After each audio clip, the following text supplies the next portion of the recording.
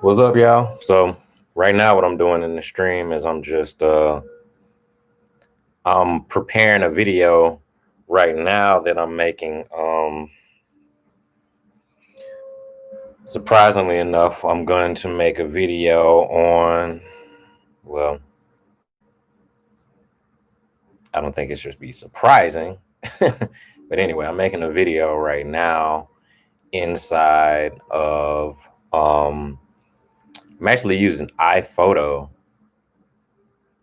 And so I have like the music so far. The video is like 5 minutes and 13 seconds long. There's a little bit of overhang in the video right now because basically I got all of these like clips going right now. I got all these clips going right now of titles, the cameras that I'm using, so on and so forth, or the cameras I use to make this video kind of like a montage kind of thing, mixed with kind of like slideshows and stuff like that. And I'm sharing some sample photographs while I'm practicing photography and everything.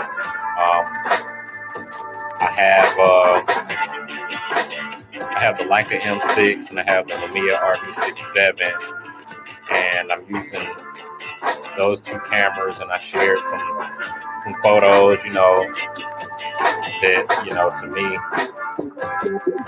they all have some really cool looks. It's not typical stuff, it's artwork, you know what I mean? This isn't realism, so, I'm making every single photograph look just pretty and clear, and, even though I would like for every photograph to be like that, it wasn't like that.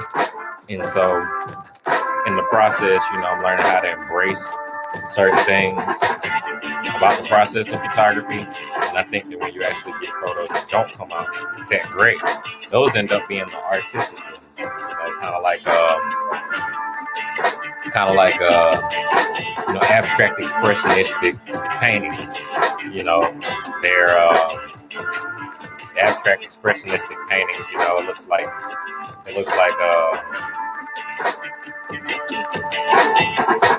Pollock. I can't remember Pollock's first name, but he just splattered paint all over the place and everything like that. And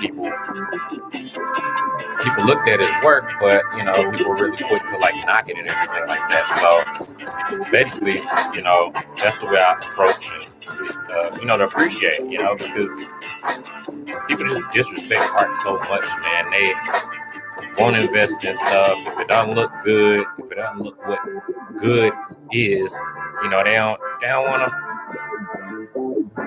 fuck with it. You know what I'm saying? And that's not cool, man, because there's something to say about every piece of art.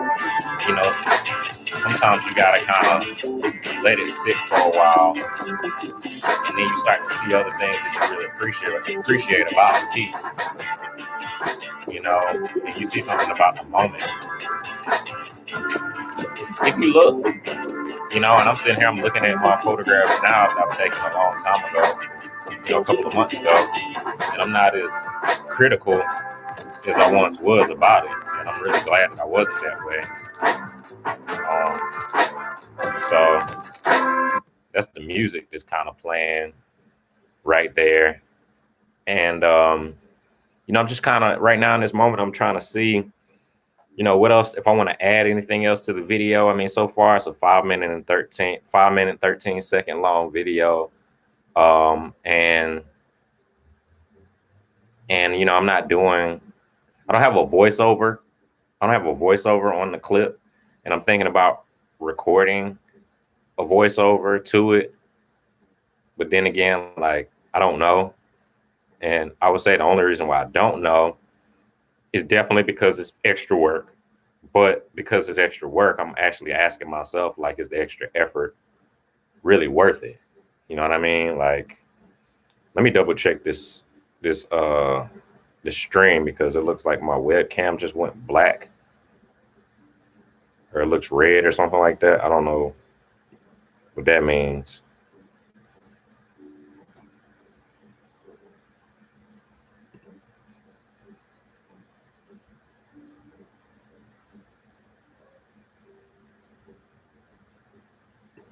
Yeah, well, everything looks cool. Actually thought the stream went blank or something like that because it was showing a red dot in the top of my stream for a second. I didn't know what it was though, but I tell you one thing, I'd like to know who's actually in the stream right now watching. I see it appears as though there's one person online right now checking everything out, and so it'd be cool to know who that is. Just to say greetings, I guess even though it does matter who it is, I just go ahead and type a greetings in there, to whoever's here, greetings to.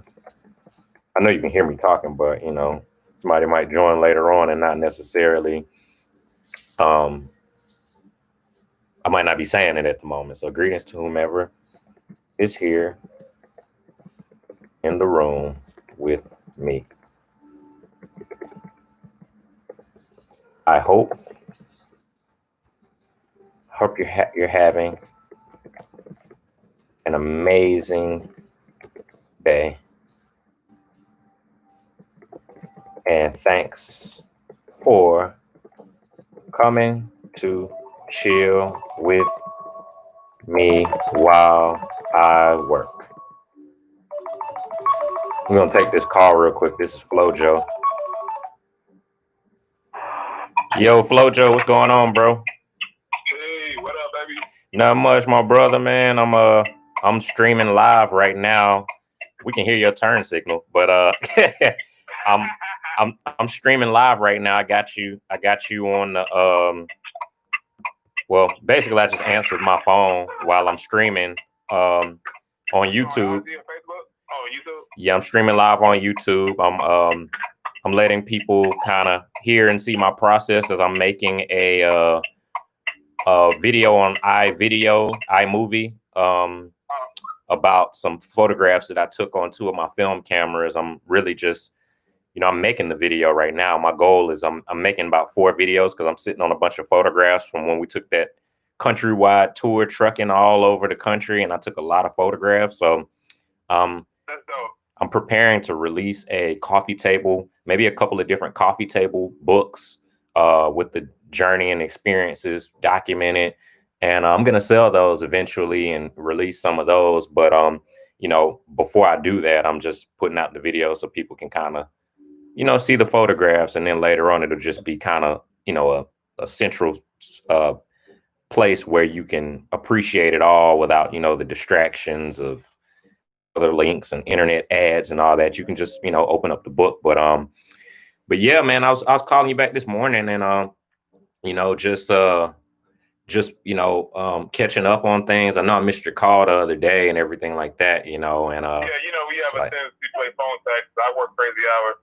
Yeah, man, I actually left. I left trucking. I left trucking a couple of weeks ago. Was having some excruciating back pains and stuff like that, and I decided that I care more about my dream. I care more about sacrificing for my dream, and How's the fiance taking that? Oh, she's fantastic, man. Completely supportive. We have just complete faith in God. We don't expect things to fall out of the ceiling. When you quit your job and chase your dream or whatever. But there's no kind of like pushback like that. A lot of people at times get together with people that don't understand them as a person and understand and know their vision or know their dream. I'm not engaged to somebody that doesn't understand my dream and my vision.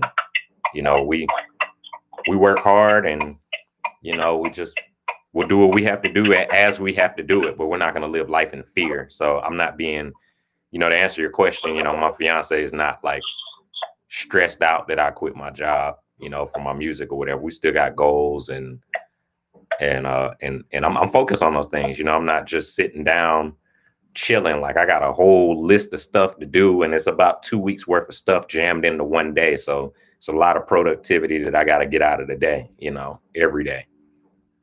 So the amount of pressure is still on me, and the prayer is that we produce a diamond out of this pressure. But I was gonna let you know, man, on the credit tip, man, we always is interested, as artists and as musicians and everything that we do. you are now starting your podcast, and you're still doing the sessions and the recordings and everything that you've been doing as an artist in your field. A lot of times we don't take care of our business, and we don't talk about things, which is pretty much why like 21 Savage right now is probably the spokesperson for Chime Credit Builder, because he was able to figure out, I guess, with all that money he was making, that you still got to value your credit and your business affairs, you know, as an artist. You know, I still have income that I have to make for previous engagements that'll help my credit out, you know, like the Self. I did the Self account. It's basically a $500 something installment loan. I have a $700 installment loan with Navy Federal. I went ahead and paid off my Jewelers Club, and I don't know what happened. I guess I was signing my promissory note to my New Coast Direct, and I guess the internet connection didn't work or whatever for some strange reason. I was thinking I was waiting for my package to come from New Coast Direct, and they were saying you hadn't signed your promissory note yet. So I re-signed that. The e-signature? Yeah, the e-signature. Okay. So I basically just signed it like 2 or 3 days ago, and they're sending the package out to me because, you know, when you quit your job, you know, for your passion and your dream and your purpose and everything like that, you got to make sure that you're still conscious and aware of your other affairs. You can't just ignore the other life. Absolutely. So I was making sure that I paid off the My Jewelers Club remainder balance, the little $53 on that account. So it's sitting at a zero balance, just waiting for them to report. And you know, I'm waiting for New Coast Direct. The only thing else I got to really kind of manage is, you know, phone bill and those 2 installment loans. I got a monthly fee on this MPCX that I produce my music on. It's about $200 and something a month on this, because it was like $2,000, you know. Yeah, I thought about financing some of my equipment, because I cashed out on some mics. I put them on my card. Yeah. But the way I maneuver my credit cards, I have one that hits in the early part of the month, and then one that hits in the 15th. Mm-hmm. And I know what my dates are for, so I'm just paying them off in time, because it's just like you said, it's like you can't necessarily move in fear, and then I know I'm gonna make the money to pay it off. Mm-hmm. As well. So I wanted to get started to clear some of the anxiety of, like, you know, I want to get this done, and I'm actually making really good progress with the artist. I've actually was playing around with my soundboard the other day. I did a few test runs with a phone call, like say if someone called in, like radio show scenario. I recorded a few conversations. All of them came out crispy with no major feedback and static on the back end and post. I got a soundboard. I'm adding sounds to it, and it's pretty dope. I actually got another situation. I ran through another scenario in which I can go back and do my edits and everything as well. So my next test run, I'm having people come over to the house, and we're gonna do a multi-mic setup, because I can hold up the 4 mics in my interface, and you know, give it, you know, through the Phantom. And record. I can record them all individually, or I can record them all together as one group. But what I'm going to do is I'm going to try to do 2 different runs of it. I'm going to do one with multi-track, and I'm going to do one with everybody, and you know, one singular wave. Make sure I get everyone's waves right. So I want to get somebody that has like a more high voice, and then a person that has more soft spoken, so I can make sure I get all the levels right, and just go through and see what works. Right on.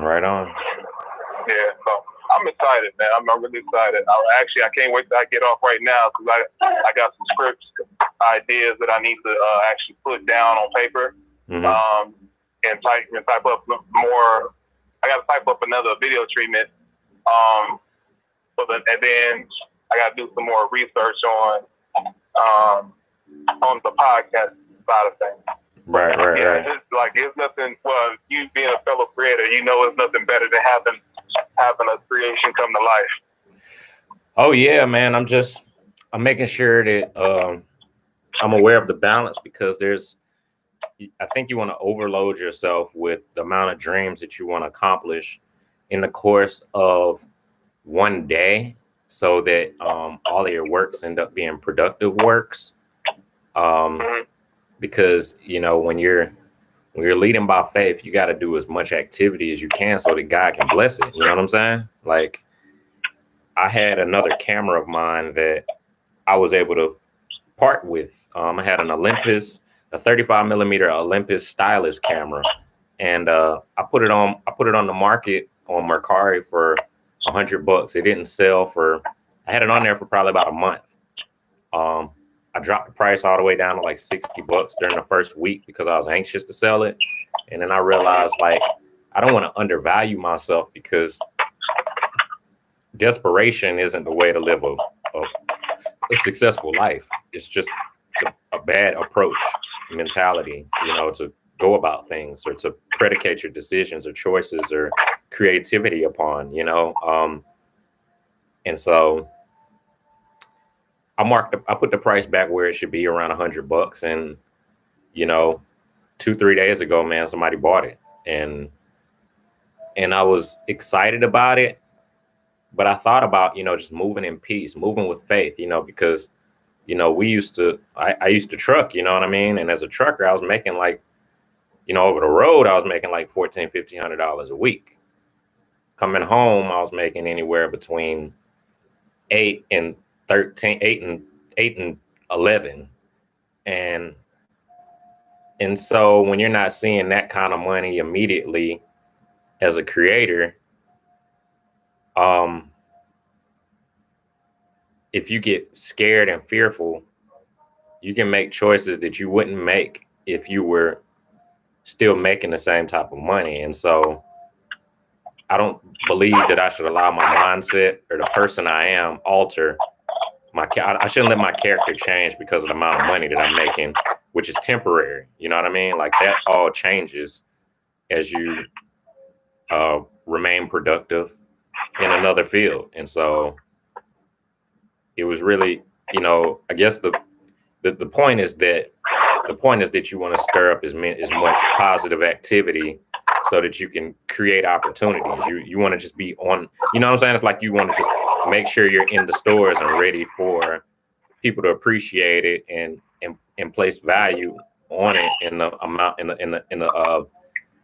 the category of monetary value, or whatever kind of value it is.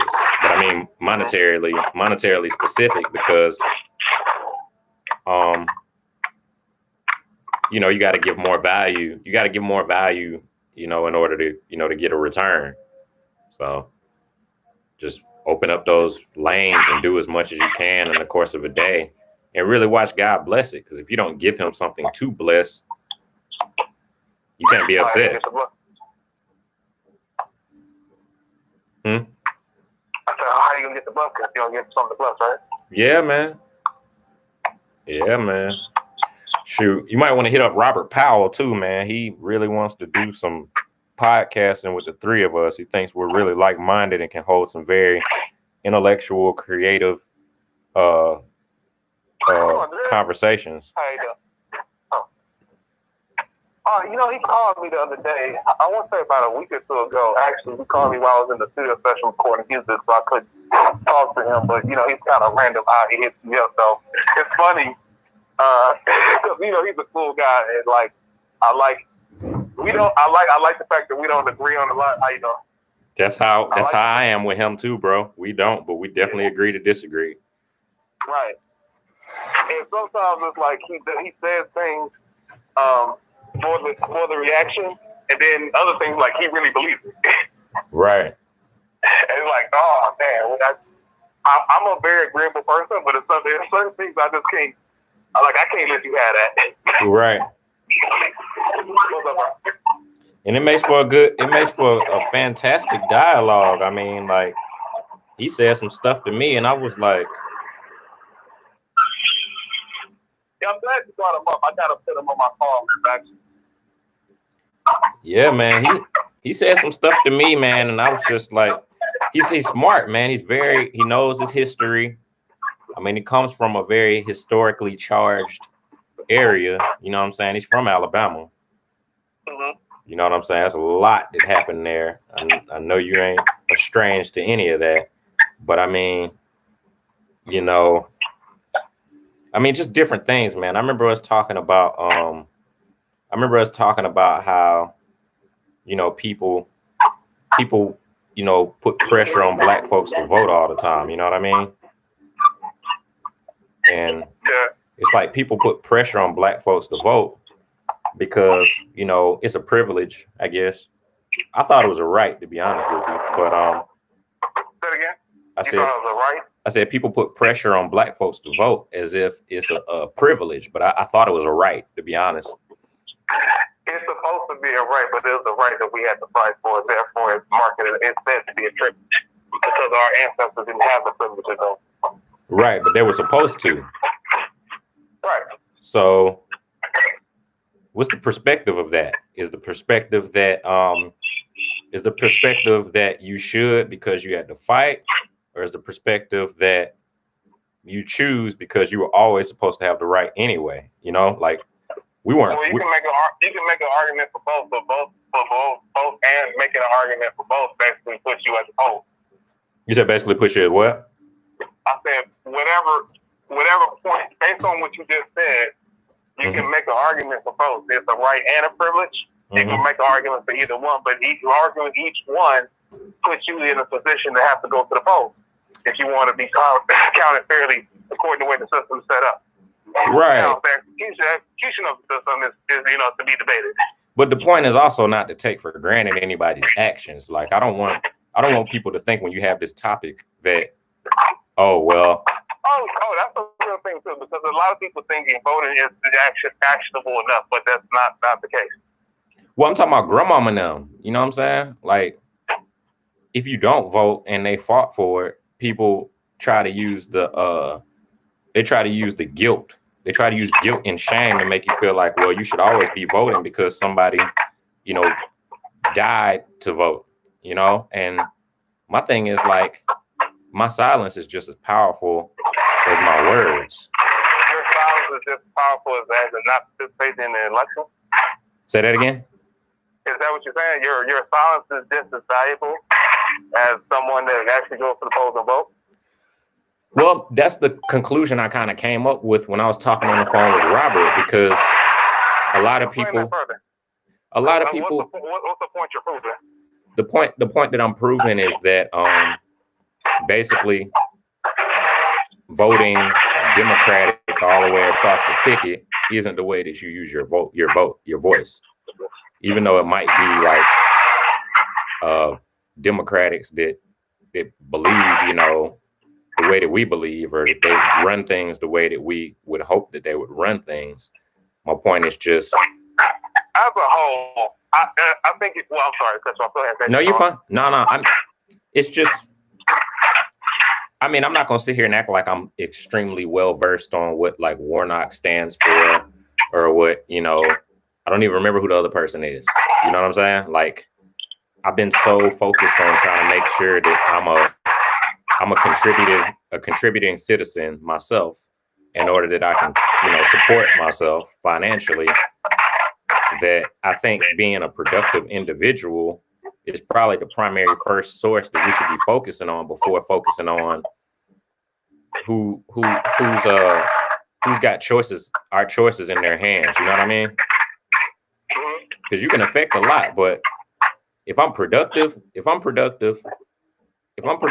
I make income, you know, through my business or whatever, I'm not sitting here saying that policies and politics aren't going to affect my finances.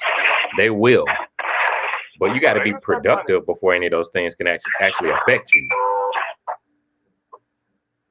It's like you trying to go holler at the king, but your house is in disorder. I mean, both things could be true at the same time. I understand your stance. I understand your stance, though. You know, Rob was just talking about how back in the day a lot of the black people were actually Republicans. Well, that's what I was gonna say. But even then, well, people, because he's right, but the point he's trying to make for shock value is wrong, because the old Republican Party that he's referring to, where black people were Republicans, based on siding with Abraham Lincoln, who was given the credit for abolishing slavery, they were more liberal. And politics altogether is basically just set up upon semantics. So, like, say for instance, where you had people going back and forth in one of the hotbed issues was defund the police. So, the action of defunding the police was basically restructure the budget and take money from them and put it in other places of need. Mental health awareness, mental health care workers. Say, for instance, instead of having police officers deal with someone that's having a mental health issue, a psychotic episode, they send someone that's that profession, a psychiatrist, someone that's well versed with that, versus sending somebody that doesn't know how to deal with that, and they're coming with weapons to further aggravate the situation. Now, what people are hearing with that is take money from police or abolish the police. Because I think Charlamagne the guy, he made a point. He said Republicans, when they say defund something, they really mean abolish. Because when they take money away from something, that's why the door was open. My bad. Yeah. I closed it. So when they take money away from something, what they're really saying in language is basically their political way of saying we're going to abolish it, because they're just basically shaping it out. So when someone says to them, defund the police, they think abolish it, because that's what they do. Now, instead of arguing, my bad, bro. You good? Okay.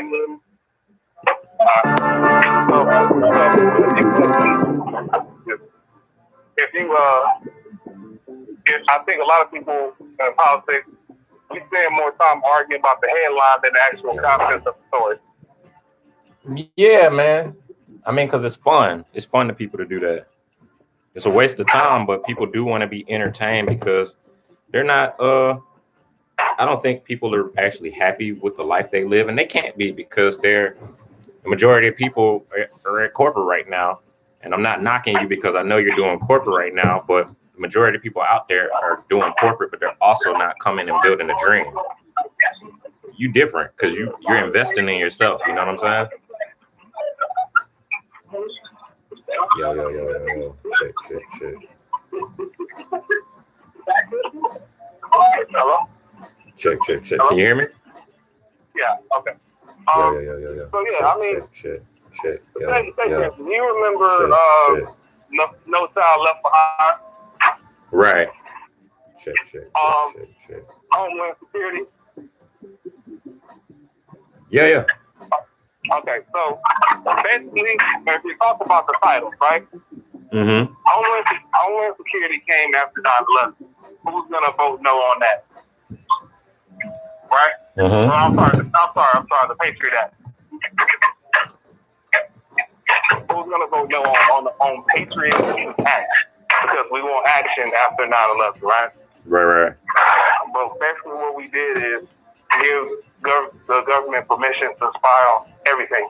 The reason why everybody here walks around with a cell phone that has a hot mic, and you have people in an office, if you say a certain selected group of trigger words, they're gonna go back and listen to your conversation. Yeah, that ain't cool. But it's based on semantics. We want to put the headline. Yeah. But I mean, how many times we open up something, we buy something, you buy some software, you look at terms and agreement, you scroll down to the bottom of it. Yeah. You don't know who's reason. Remember this. That's cool about this.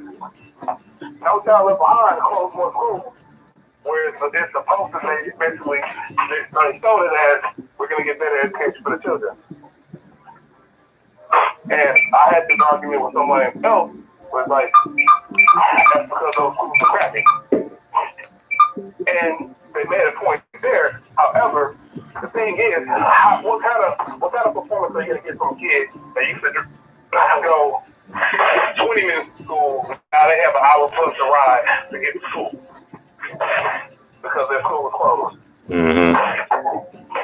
If they come from a poor neighborhood, they come in, they're hungry, and now they're tired on top of that. How engaged are now those kids are really going to be? How well are they going to fit? You already know that's a miss. Yeah, but we're talking about the semantics of things, though. Yeah.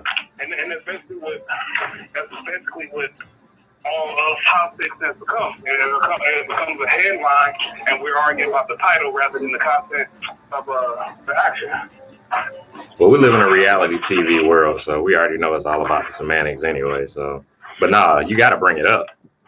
I'm not trying to nullify or avoid, you know what I'm saying, the topic matter at all. But I mean, that's what it is. Let me ask you this, man. How's the have you seen any I know it's a marathon and not a sprint, but have you seen any cool things from results in terms of New Coast and My Jewelers? I've shared it with a bunch of people. Have you seen any other awesome results from New Coast and My Jewelers lately? You said cool offers? Results. No, I got mine already. So basically, you get your results in the first 3 months, and then it's reports like a revolving account. Right. So the initial book is points that you get.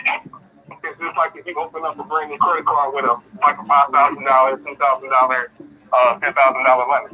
Right. If you're gonna, as soon as it reports to the credit, you're gonna get your initial buck before, especially the more fair your report is, the higher gains you're gonna see. You said variable? You said the more variable your report is? The bear. Like if you have nothing, if you don't have a lot of accounts open. Right. If you don't have any accounts, like say you got 2 accounts and you open up those 3. It's like open up 2 or 3 different credit cards. With those balances, you can get somewhere between 20 and 40 points. Right. Depending on what the story is already. True. So I got mine. I think I see you screenshots of mine. Yeah, I checked those out. My bad, bro. So my first initial score boost was that, and then from there it's basically how I managed everything else. So right, to get the just kind of the regular growth. No, it's not. So after you get the initial boost and open the account, what you're getting is more on-time payments. Right, which is. So if you had an account where you had a missed payment, instead of taking maybe a year to get your score back up to a respectable percentage, to notify that one missed payment, now you can cut that time in half. Right. So, going back to what you said, marathon, but the initial boost that you can get is basically it's pretty easy to see. So if you're already in the 670, if you're between 620, 640, you might see a 20, 30 point boost. Maybe even more depending on what you have open. Yeah, I'm at like 670, 676, I think. Yeah, you might jump over 700 when they all report. Yeah, and then New Coast let me put a AU on there, so that was pretty cool. Yeah. Okay. You put your lady on that? You already know. Yeah, man. There you go. And she ain't have to get a full on her credit either. Nah, not at all, man. Good stuff. I did that self one and it went up probably like six points just on the account opening. I think I don't know though. I might have to communicate with them. It's not that I don't want to navigate coming up with more money for the installment loans, but I just kind of prefer not to have the installment loans while I'm building a business at the same time. Just because it's guaranteed money that you got to come up with monthly, because they basically gave you a loan and they're going to reverse the loan back as a CD account and award it back to you within a year, you know? But I mean, honestly, I'm probably not going to do that. The only reason to cancel something like that is just so you don't have to work as hard. Hey, this is my family. Let me take this call. We'll talk, man. I got to make this video. I'm live streaming the whole time anyway. Peace, bro. Yep. All right, y'all. So we back. Just wanted to talk. Had to talk for a moment just now with Flojo there. And the reason is because, you know, credit, finances, business, all of those things are important. You know what I mean? We can't just create art and make music all day long. We got to maintain and hold what we got. But at this point in the video, so I'll type in the chat right here. Back to the video, you know what I'm saying? But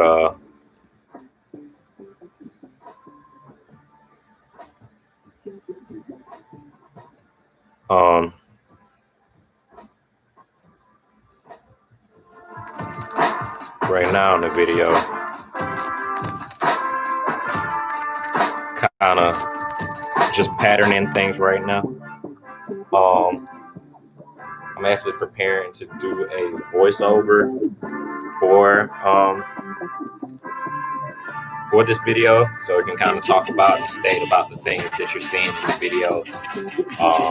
I think you're gonna really enjoy it, honestly. You know, I'm excited about making it right now. I'll probably stop the stream and start another stream up once I make the whatever other content it is I'm gonna make. In the first shot, you know, I do a B-roll of the Mamiya Rb67. Everybody's shooting with this camera right now, you know what I'm saying? A lot of cats out there shooting it with it. You know, I won't name any names, but it doesn't matter, man. It's all love in the community and stuff like that. Willem's got one of these. Belandis has got the RZ. A lot of other people are going and starting to buy them right now and everything. I've had this one for quite some time right now. The reason why I got it is because of the I got it honestly because of the look. I like the way it looked. The fact that the camera was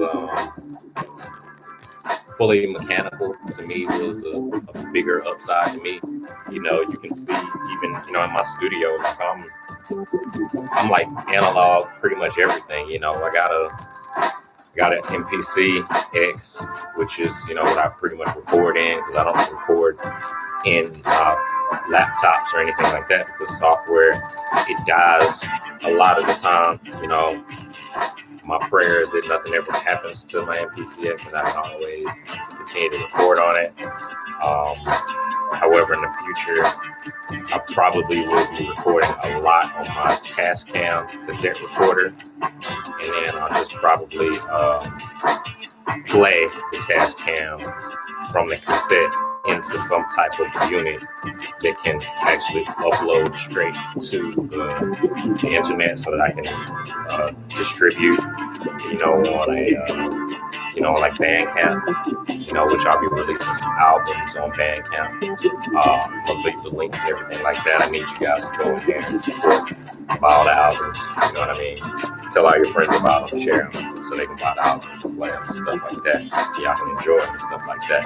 But the point that I was getting to was this, you know, I'm kind of making and designing the video right now. I'm getting ready to do a voiceover of the entire video, which right now I'm actually supposed to be pre-watching the video, you know, so I know what I'm kind of talking about. I think like a rough sketch would be like, you know, hey, you know, right now my social media is showing up. You see the Vintage Music Soul and then the Patrick Gregory photo link, you know, acquired this Mamiya Rb67 camera while the B-roll is rolling. A couple of months ago, it's a really amazing camera. It gave me a lot of issues and headaches. I spent more money on it than I thought I should have spent on it because it didn't have all the parts, but I bought it anyway. Here you go, right here. You got my fiance. I took this in front of a container store in Roswell in black and white. It turned out really good and dreamy. The same for this one. I really like the way this one came out. And I'm noticing right here that I actually want to talk more about these photographs right now. So I'm going to have to extend out the time of these photographs. I'm kind of doing a dry run of, how much I'm going to be recording when what is that?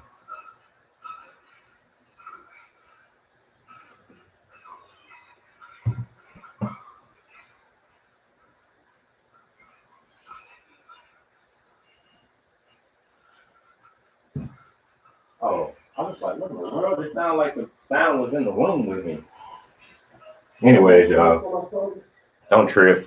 I just live streaming right now with y'all, and I heard some sound in another room. I was like, what in the world is that? But anyway, so I'm seeing right here that I need to actually lengthen the time of these photographs. Hey, William. Never mind. Anyway, so I do a run and I talk about these photographs.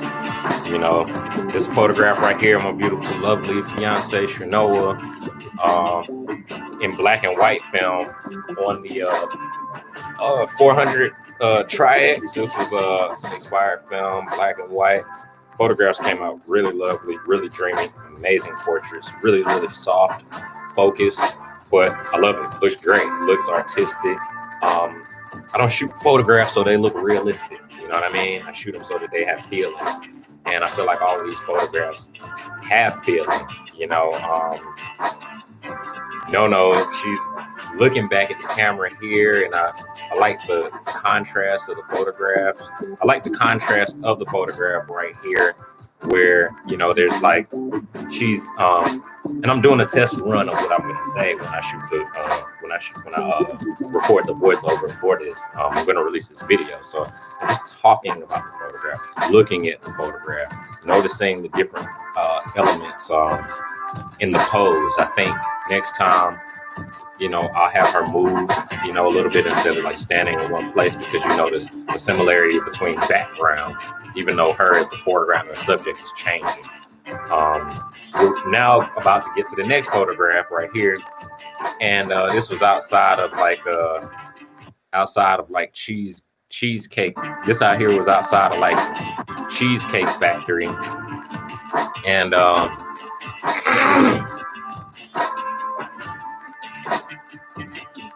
I love the way these photographs turned out. I posted them on my Instagram channel. You can check them out and look at them in a longer period of time, for sure. So I was getting ready to post my social media inside the video right there.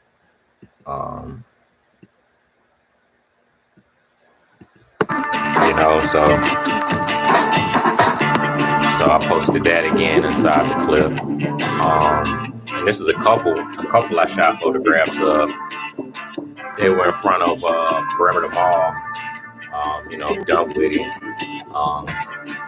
wife, husband, child, and then this really, really amazing photograph right here coming up. I think it's my favorite one. I'm gonna have to probably leave this photograph up for quite some time. It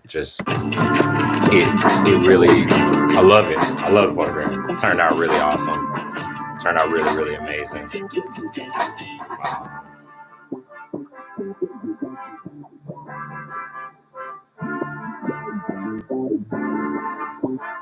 reminded me of, I got a photograph here that kind of reminded me of like Hoop Dreams, you know, like a Ray Allen type photograph and everything like that. Really, really cool.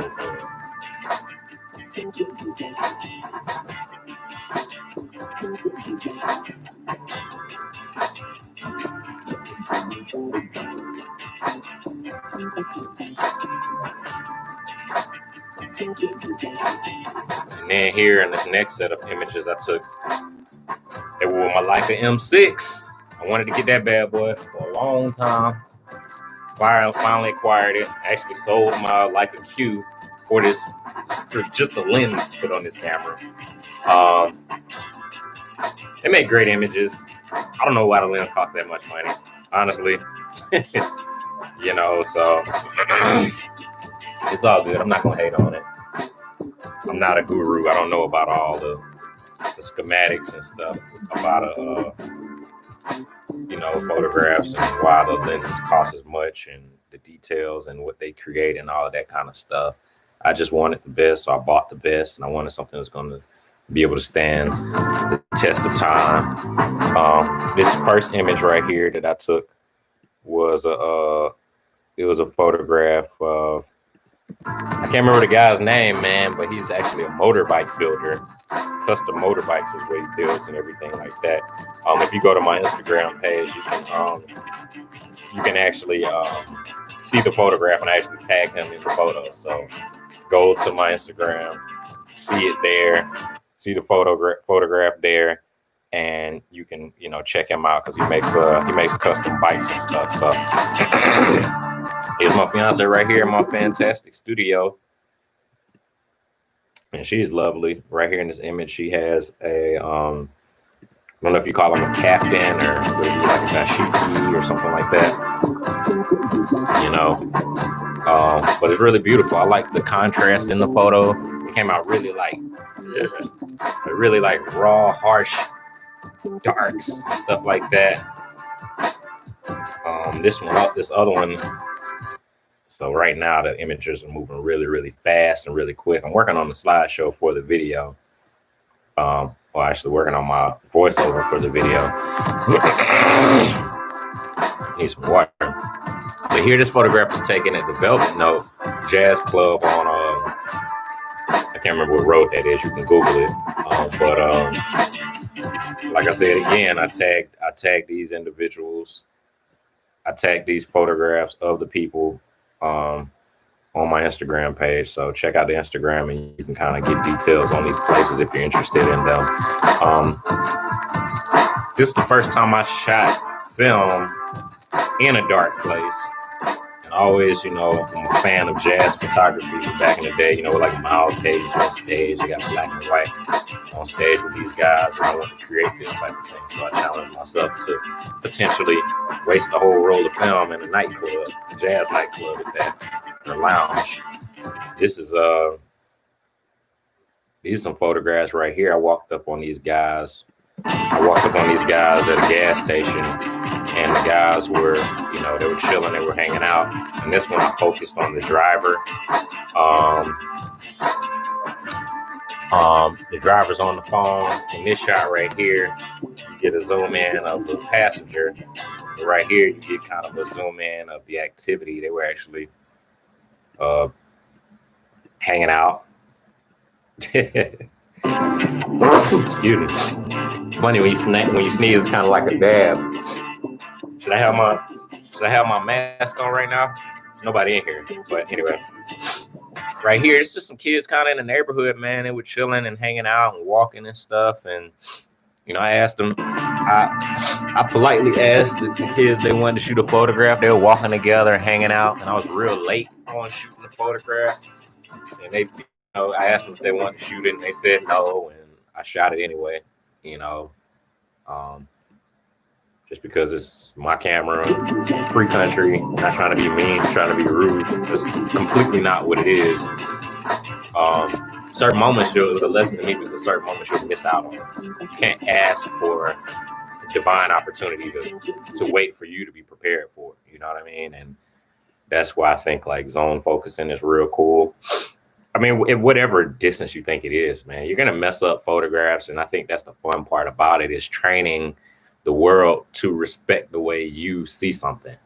You know what I mean? And I'm not talking about like, like posting, your world and it's like, a bunch of guns and sex and drugs and all that kind of stuff and nude photographs. I feel like there's beauty in the body and everything like that. But I think we all got to be like conscious and aware that we're creating a world. As we create art, we're creating a world, we're creating a society. We're like helping kids to see the world in the way that we portray it.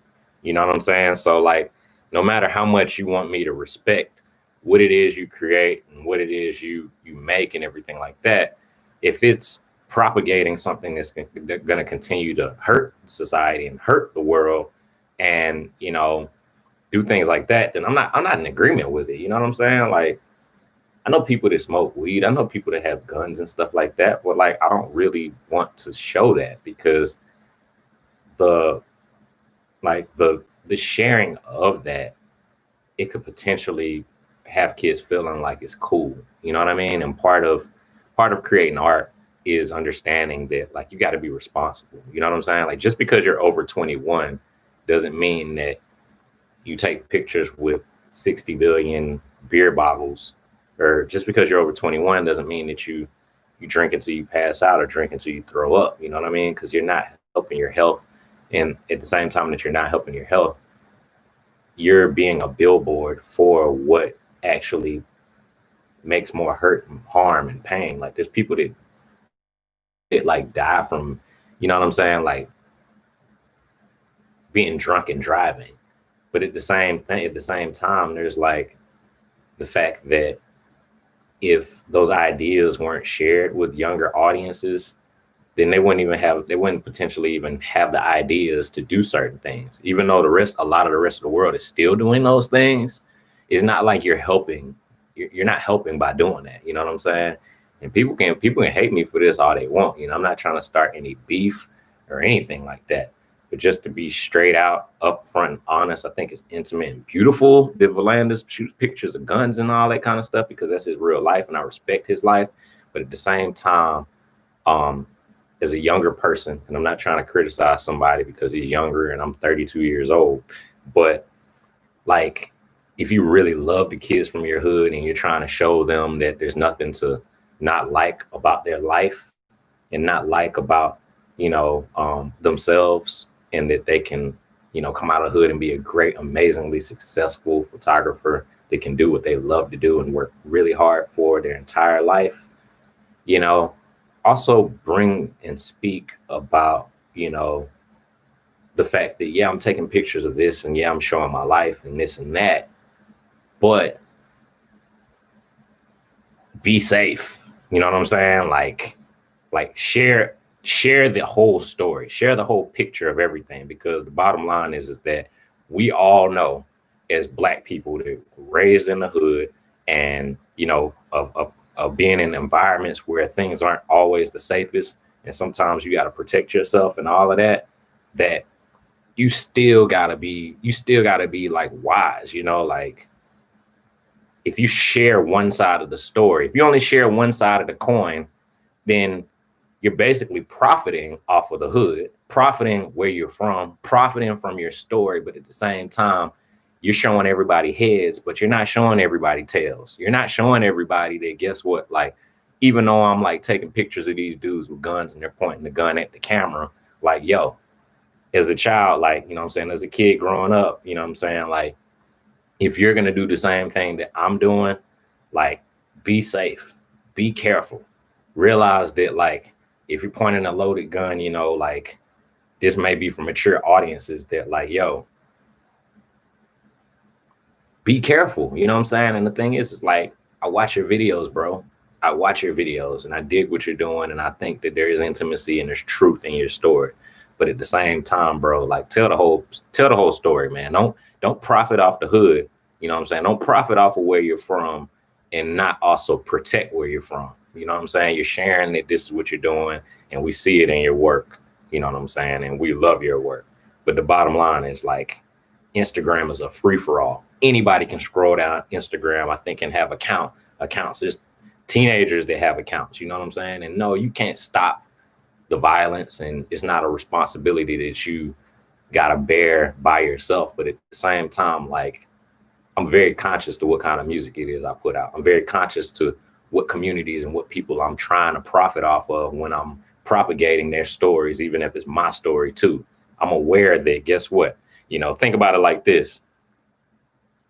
Vanilla Ice probably is tired of performing and getting asked to perform Ice Ice Baby. You know what I'm saying? Like, people perform things and create things that 10 years, 20 years down the line, they're not going to be wanting to still do that. So you got to be careful to what kind of art that you're creating. You know what I'm saying? Like, I'm not telling you to go around and shoot pictures of rocks. You know what I'm saying? Because in my opinion, I think people were getting on with him about it, you know, or joking on him in his feed or his stream about it. But I mean, dude, the dude's work looks cool. It looks cool. They're pretty colors and stuff. It's not just rocks and stuff. It's like reflections and light and darks and dramatic darks and lights. You got, you know what I'm saying, chiaroscuro going on. There's very painterly like things going on in his artwork. To me, his artwork reminds me of jazz. You know what I'm saying? Like, you have to be listening to it and looking for something in order to be drawn into it, you know. A lot of people think that jazz music is like rubbish. They think it's a lot of people just playing a bunch of random things and that they're all over the place with their concepts. But their concepts are predicated upon actual ideas. And so, you know, I'm not trying to attack my brother or nothing like that. You know what I'm saying? As another black man, I just feel like there's, I feel like you could endeavor to tell more of the story. And I feel like, you know what I'm saying, it's a little bit self-involved. I mean, if it's your own work, I mean, yeah, like, it's got to be self-involved because it's your story.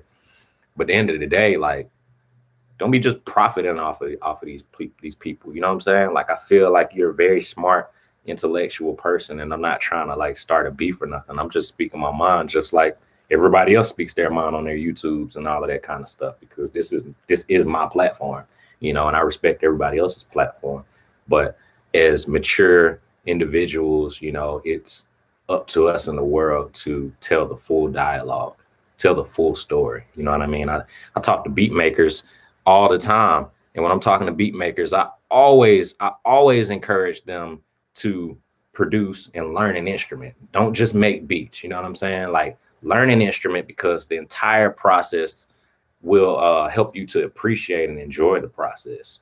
You know what I'm saying? And like, they hear me out. They do these things. They add things to their arsenal, you know, and I love when I see it, because to me, it keeps you humble. It keeps you being a student at the same time that you're being a guru. And student is one side of the coin.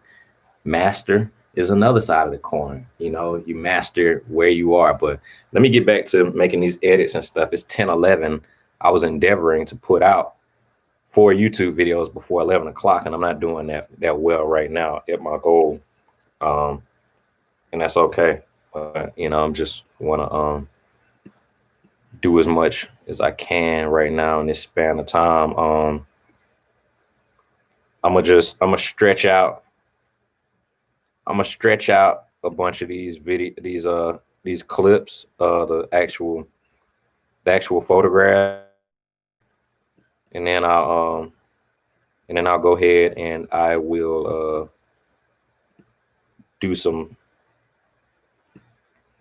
talking about the photographs.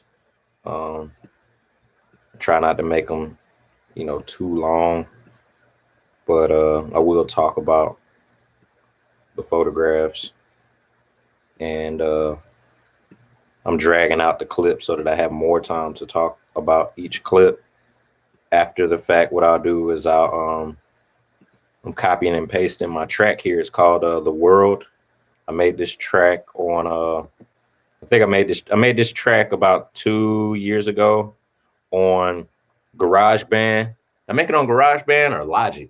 I made it on Logic, and I use electronic drums, but I kind of colored the electronic drums so that they would sound, you know, live. I humanized the drums, and while I was humanizing the drums, I connected. I I don't own a guitar anymore. I got rid of my guitar because I want the guitar that like similar to what Wes Montgomery played on for his jazz music, which is I think like a Gibson ES 175, I think. It's got the F holes on the body and it's hollowed out, you know, and it's really beautiful sounding guitar. It's kind of like the jazz guitar that you hear in like Hey Arnold, like that tone, you know. But on this track, it's called The World One. And so what I did was I think I started off with the guitar chords real funky, like it's like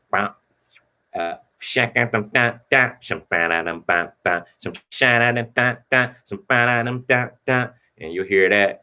And then I can't remember if at the time I connected my I don't know if I did the wah wah from the program or if I did my pedal, my Moog pedal on the bass, which you know goes way back to like the Bootsy Collins sound, the Larry Graham sound.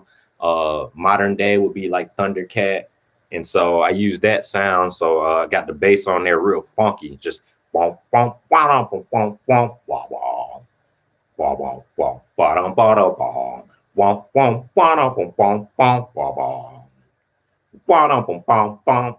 And then I got and then I hooked up my microphone, you know, to my audio box USB down here, and I played like ba da da da da da ba da da da da da da ba da da da da da ba da da da ba da da ba da da da, and I chorded that up. So there's like 2 or 3 different parts, and they're kind of hitting different notes, and they're harmonizing with each other. So you know, if one's like ba da da da da da, the other one's like ba da da da da da, and then I don't know if I did like 3-part harmony or if maybe I just did a 2-part harmony and then like doubled one of the parts so that, you know, one part would be thicker. But that's how The World One started off.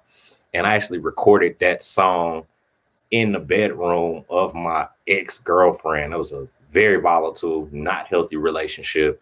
And when I made this track, I was getting all kind of pressure, you know, to like be so awesome and be so great, like already. And I felt like no respect towards the process. Like you can't just be creating with the pressure to make money, make money, make money. I mean, you can, don't get me wrong, but like some sense of it, some sense of the fun and the passion gets drawn out of it. You know what I mean? And like, that's how I was feeling at the moment. But I did create a really healthy, I didn't create it, but I came on board with my boy Noble, and Noble and we came up with a process that would be called and it's not the first time anybody's done it, but we came up with a process to do a 30-day beat challenge. And so what we did was we both were working jobs. I think I was working for FedEx or somebody. I was like driving trucks and, you know, I'm going hard, but every single night what I would do was make sure I made a track, whether it was,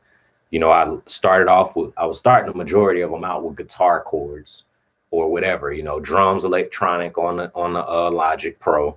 And then, you know, I do, and I always have to have live instruments in my tracks. Like I have to have live instruments, period. You don't know anything about me. And if I go down in history for anything else other than being an amazing musician, multi-musician, make sure that people know like, yo, that dude, the vision was live instruments and positivity and good messages, you know, even with the arts and the cameras. Like that's what it's about, man. It's about using like an actual machine that, you know, some kind of way people engineered and crafted it so that it wasn't dependent upon a lot of things, and that it also had a process instilled in it. Anywhere where there is process, that is where you can inevitably draw more appreciation and more fun to what it is that you do. Because believe me, they got some types of systems in this MPC where they actually have like the key that you're supposed to play and program into the machine, meaning that when you play keyboard, like there's like 12 keys that you can play in. There's 12 different keys that you can play in. And so when you play in a particular key, there's only certain notes that you're quote unquote supposed to play. So you need to know all those different keys so that you know what keys to play and what keys not to play, so that it's definitive in what you're doing. Kind of like if you were playing in the key of Patrick Gregory Daniels, say for example, you couldn't play any letters that were not in my name. You know what I mean? That's kind of how a key works. But with this MPCX, I don't do it, and I heard about it, but there's some type of way where you can select the key and just be playing random pads and still be within the key, because this machine will allow you to just only have the notes that are in that key when you're pressing it. But when you can create so quick like that, like, yeah, you can create some beautiful things, but like, you should know deep down within you, like, you don't know what you're doing. You don't know like how to play within a key. You don't even know the key signature. Like I just said, if you were playing in the key signature of Patrick Gregory Daniels, then you can only play letters that exist in my name. But if you could just randomly select key Patrick Gregory Daniels and just be playing with it and then putting music out and selling music, you know what I'm saying? That, you know, you don't know the language and stuff like that. It's just, to me, it's kind of whack. It's kind of whack. It's kind of weak. You know, I've always believed in things like how the scriptures in the Bible say, like, study and show thyself approved. So to me, my opinion is like, yo, study and show yourself approved. Like, you know what I'm saying? Like, that's what I feel. But anyway, let me get back to this editing this video thing. I've already, computer shaking or something. I don't know why it's doing that.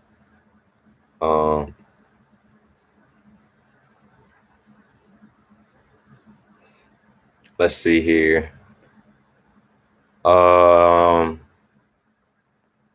So what I'm going to do now is I'm going to go ahead and record this voiceover for this video.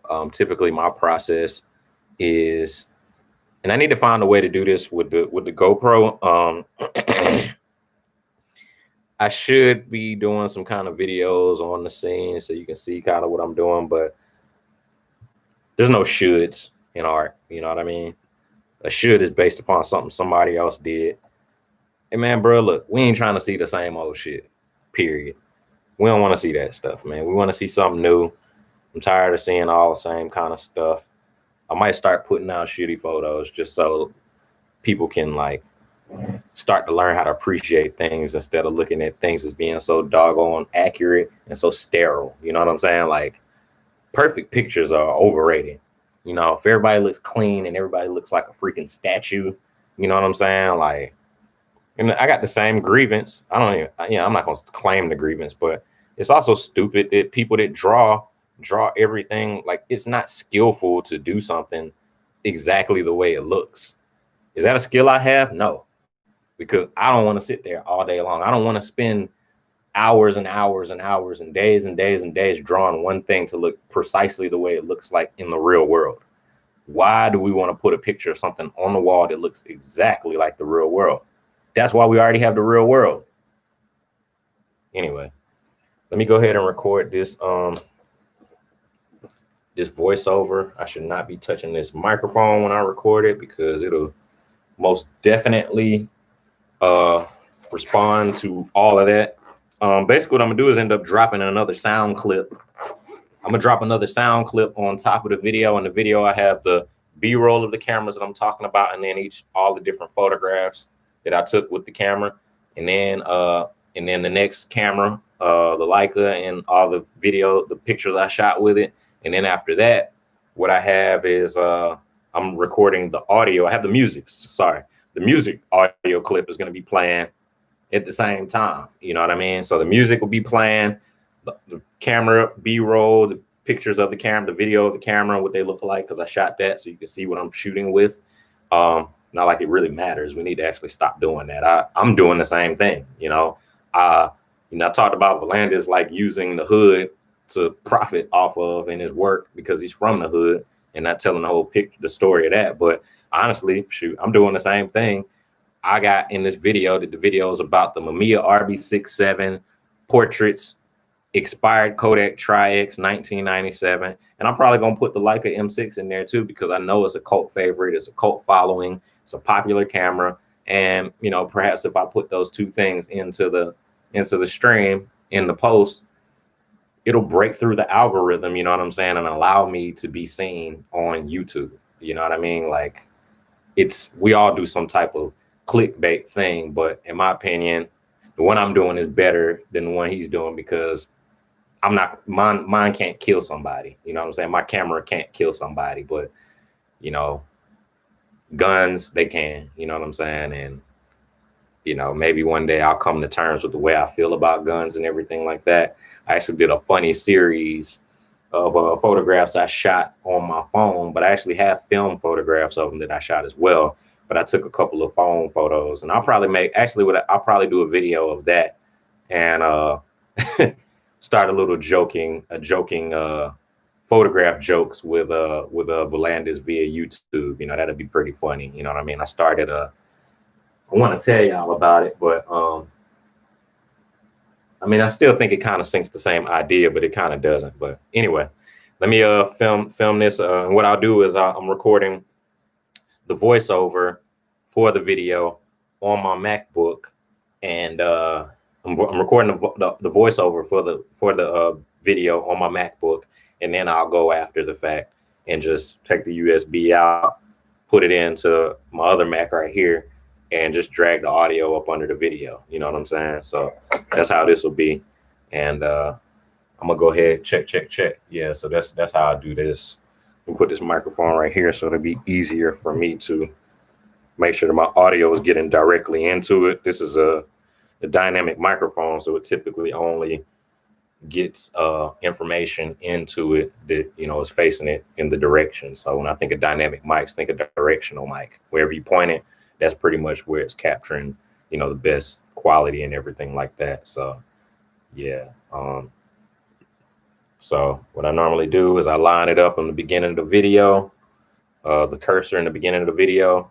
I'm playing my entire thing right here. My entire montage is playing on this one, and I'm recording audio on this computer, which you don't have to use another computer to record audio in the event that you're going to do the same thing that I'm doing.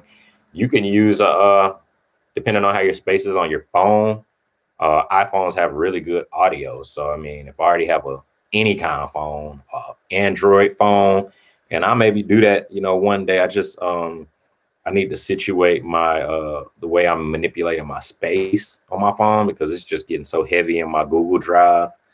You know, they're charging me for extra space on Google and stuff like that.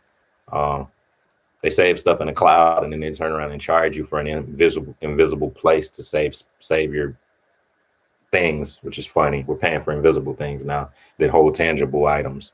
Maybe it's just a warehouse that's like in a building, and the warehouse has a bunch of towers and stuff like that. I saw a movie that had something like that in there.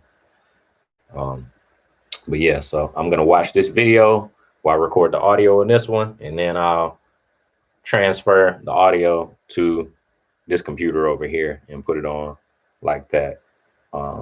But yeah, you can use anything to do that, anything that captures audio, and you could like email it to yourself, download it, and drop it, drag it, drop it after the fact, raise the volumes and the levels through like iMovie or whatever. You don't have to use something like Final Cut or Adobe Premiere. Yeah. So I'll start playing this. Let me see this. Okay, so that is, so I, you know, try to press them at the same time. Yo, so what's going on, y'all? Follow my social media at the Vintage Music Soul and Patrick Gregory Photo. I shot some photos not too long ago on the Mamiya Rb67, which is super cool, all mechanical. People like it. I like it. Bought it a long time ago. And I didn't really get the best price for it, but hey, you know, that's why it's got a intangible value that I keep with me. I shot some expired 1987 Kodak Tri-X on it.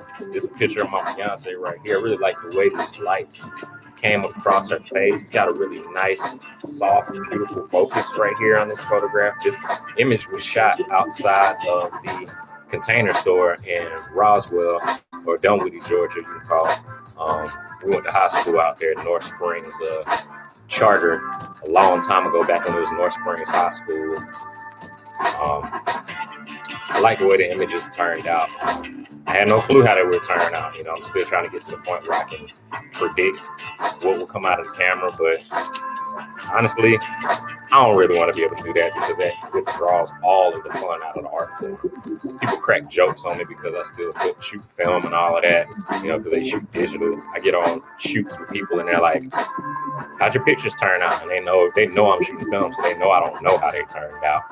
Oh, well, it is what it is. My pictures end up coming out with more character anyway, but not to knock digital. I do respect all our photographers in the world, you know what I'm saying? Because it's not easy, but you know, we need to quit taking it so tough and so sterile. I love this image right here. I wish I would use a different background because she's the foreground and it would have made her more interesting if I put her in a different background.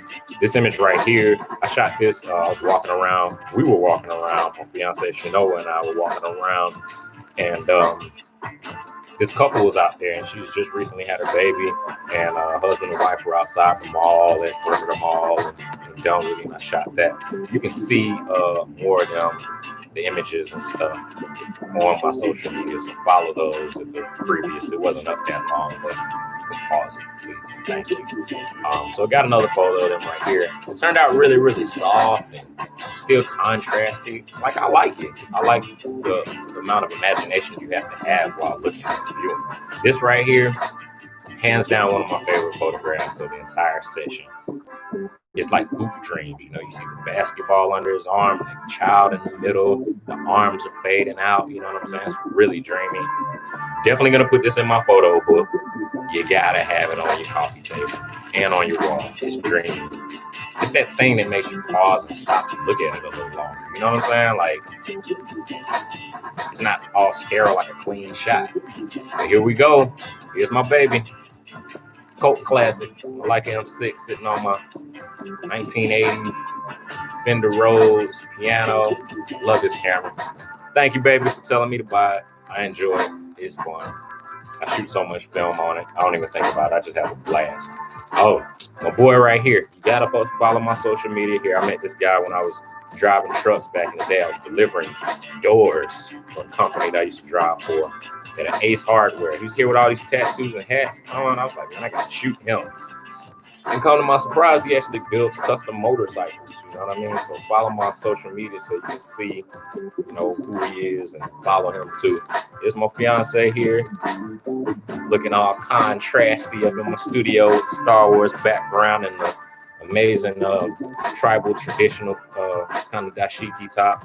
It's the Velvet Note Jazz Club. I love jazz photographs, and you know, man, I'm trying to catch up with all these photos. I feel like I should let them sit on the screen longer. You know what I'm saying? But man, I love jazz photographs, and I'm like, man, how do they shoot doggone photos in the dark like that on film, black and white? If y'all know, give me some tips. Show me. Follow social media if you want to check out and see where Velvet Note is. It's a Velvet Room. I shot Michael Montana's video back in the day in the Velvet Room. But man, I walked up on these cats outside of the corner store, man, and they were chilling outside in the car, rolling some things up, and I just walked up to them on my camera and let them know, you know, what I was working on, and I focused on the driver in this shot. Wanted to shoot it, and it's got a really kind of gangster-esque movie, kind of reminds you of Training Day a little bit, you know. This other image right here is them in the car chilling, hanging out, relaxing and stuff like that. These next images, some kids were just walking down the road in the complex, man, and I learned right here, you know, don't really ask for moments or opportunities to be there. You know, if you want it, you need it, ask them and take it, you know what I'm saying? I asked them to shoot the photograph. They was like, no, so I just took it anyway when they were walking. This is really, I like this one a lot. It reminds me of Chiaroscuro and Caravaggio paintings, black and white. You know, somebody rocking lady rocking her alma mater, Bamboo Rattler jacket. This is outside of a Cheesecake Factory. And, no, excuse me, it was Papa Dough. This wasn't Cheesecake Factory, it was Papa Dough. And I just stepped aside from the bar and shot a photograph of her. These images right here were shot on, this is a Portrait 800. This is actually test images on the Leica M6, and man, just too much love about these photos. Too much. I actually shot this inside of Dunwoody Photo Lab, from the inside, looking out their window at the people, you know, dining right here. I chilled and talked to this father and son for a little while, and the waitress actually walked up. This was on the 35mm Summicron lens. Got a relatively nice, soft, glowy feel to it. I like it. Doesn't look all sterile, you know what I'm saying? They were just drinking and chilling. This is inside of the Wasabi House. I think they have a wine cellar inside of there, and I decided to shoot those images real quick.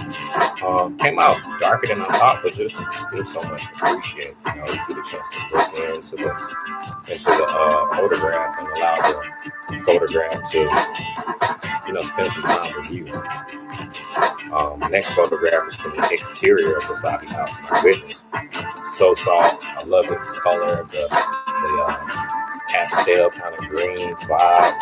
This is the look that everybody knows Joe Greer for. The soft, dreamy, color-esque photograph for pushing licking snot out of the photos. At least in my opinion, that is, because I don't do any post edits to my photos. I put them out exactly where they come out. And I feel like I won on that photograph. This photograph, people would consider it to be a miss, but you know what? I like it. I like misses. I wouldn't consider this a miss. I would consider this something that allows you to feel something and think something. I don't know if it's us being so self-involved that we feel that, oh man, as a photographer, I blank. But guess what? Nobody's thinking about the photographer when they look at the photo. They're thinking about the image. And I want to know where the other lady is behind the pillar. Really cool image here. I love it. I love it. The light is great. This one's really cool too. If you look really hard, you'll see a bunch of different things going on in the imagery beyond the things that are largest, which normally the people make them feel some type of precedence about the image. But sometimes the things that are smaller are just as important as the things that are large, or maybe even less, or maybe more. You can tell this image, like I was like, focused, everything turned out perfect. I love this one. Landscape, reflection, so many different things that you can call this. It's really cool. Let's take a moment and just look at everything going on.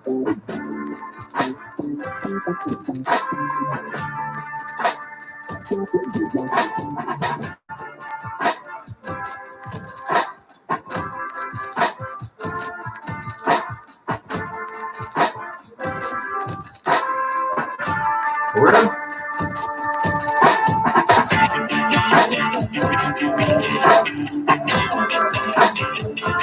So in this photograph right here, I captured this one because it had the words, man. It had the words. I know my brand is Vintage Music Soul, man. Everything is just a give appreciation and homage to what went on in the past, but create something new, y'all. I had to capture this one again. Just different angles, man. So many leading lines. And the Corona umbrella. Really cool. You're not sure what it is, but you gotta look hard.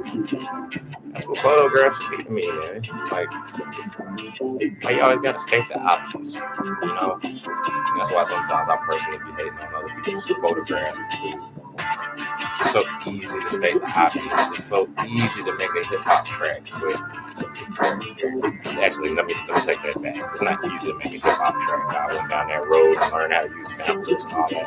It's harder than it looks like, but in my opinion, I found something just so precious about all of them. But me personally, what resonates with me is having to read between the lines, having to study something to appreciate it, having to enjoy the process to love it. And I love y'all too. Yeah, I had I was doing a quick audio, a voiceover to. I was doing a quick audio to Skins on the Shelf. Oh, you must have found it. I think, oh, you didn't see it that's there. No, it was on the shelf. It was behind you. You know what? I see it. Oh, it fell down? Yeah. Ah. Wow. That's hilarious. What? That's hilarious to me. That's hilarious. That's one of the moments in life, man, that should bring you joy. You know, I was talking. I am. I was just talking about video about taking shitty photos and how you should take shitty photos. Yeah. Because guess what? You can draw you the way you look right now in life, and as a painter.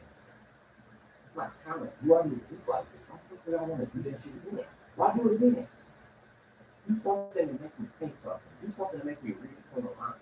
Don't state the obvious. What you think can't be bad for them? Mm-hmm. Can't be art. Yeah. It's why stating the obvious. Everybody can state the obvious. You can read a book and learn how to state the obvious. But if you can state something that can inspire people to reflect about something differently, that's art.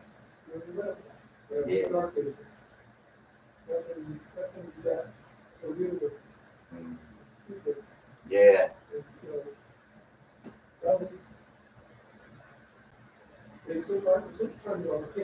Yeah. Yeah. They ain't like it either.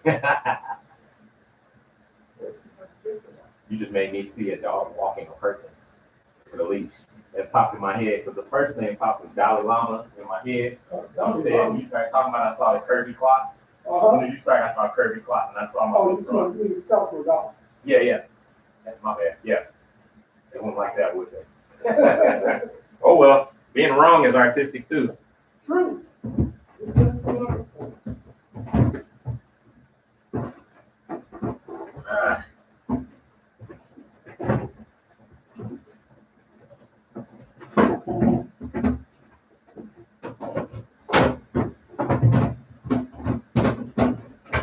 Hey y'all, I'll be right back with y'all in a minute, man.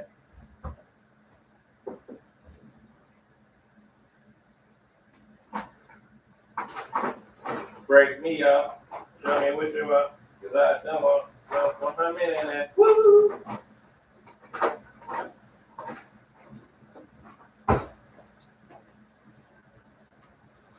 Okay, so the voiceover is done.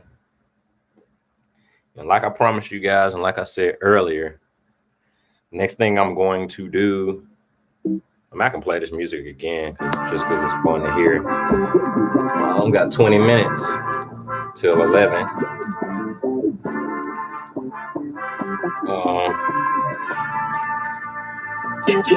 We'll save this beat, not beat, but voiceover as voiceover. We'll save that there real quick. Pop this USB drive in here. Prepare to bounce that file down so that we can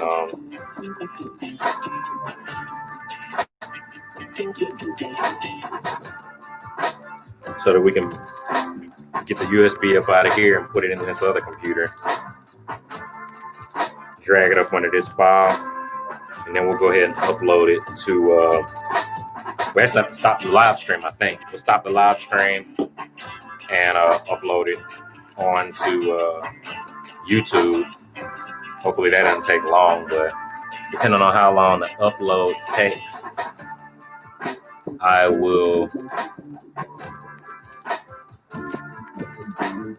got a to-do list. I got to put some albums up on Bandcamp today.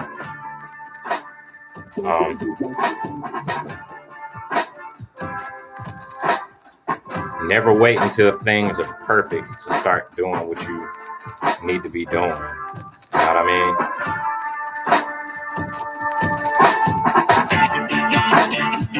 Because there'll never be a perfect time. In the Bible, it says, be very courageous.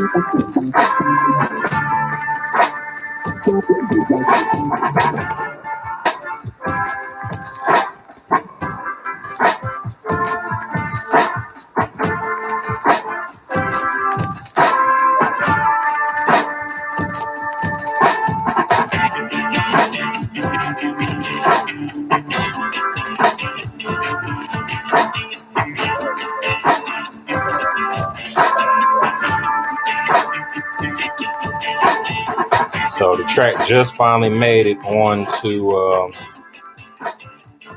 into the iTunes store. So now I'm getting ready to just drag it onto the USB, like I said before.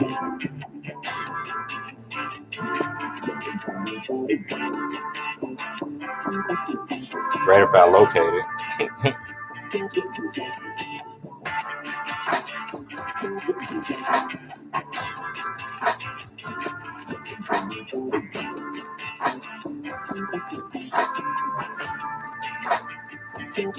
I think in the future, to make this a little bit more interesting for you all, I could navigate figuring out how to share my screen, and so I can toggle back and forth between sharing my screen and letting you guys see me doing what I'm doing and everything like that.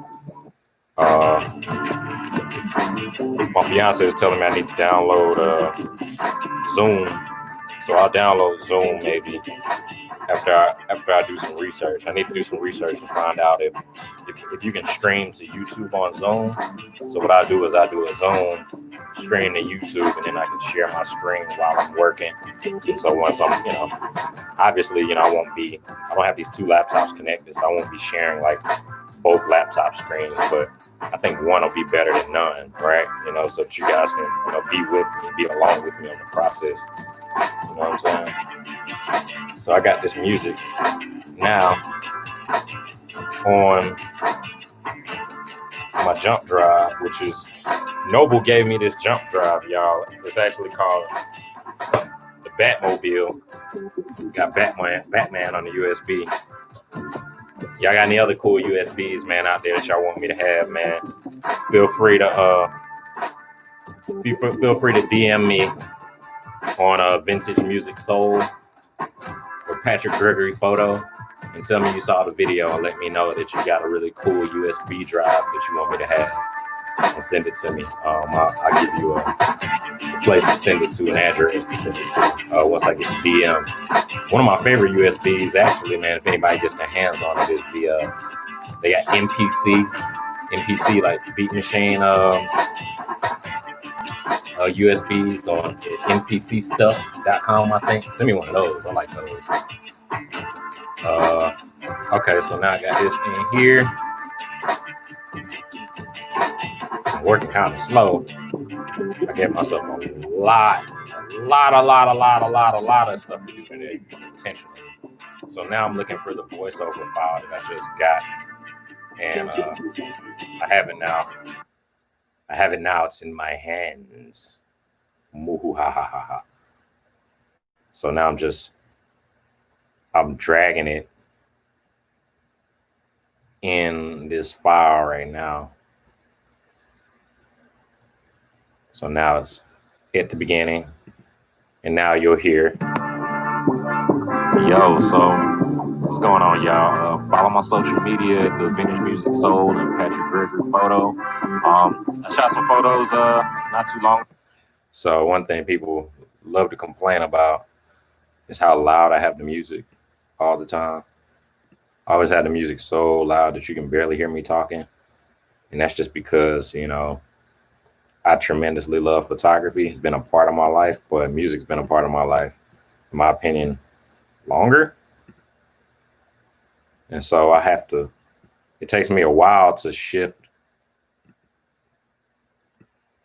you know, and let the focus be the focus. You know, what I'm illustrating about the photographs is more important than the music, you know, and that's kind of the same thing that you kind of focus on, you learn about when it comes to photography. You know, people, you know, blur things out that aren't the primary focus and stuff like that.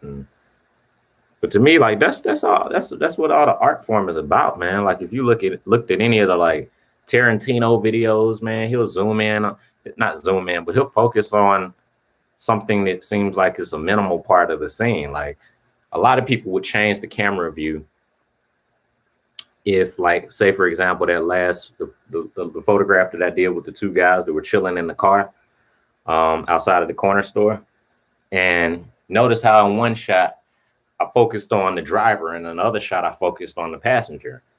A lot of people would maybe do a whole nother shot just to capture that one moment, when all you got to do is just twist the lens and focus on somebody else. Twist the lens and focus on the other person. Keep it in the same scene and minimalize all that work. You know, it's not like, I'm not trying to say like you don't need to do work or whatever, but what I am saying is that,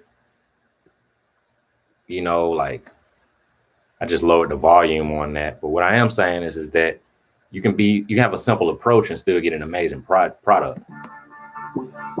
Yo, so what's going on, y'all? Follow my social media at the Vintage Music Soul and Patrick Gregory Photo. I shot some photos not too long ago on the Mamiya Rb67, which is super cool, all mechanical. People like it. I like it.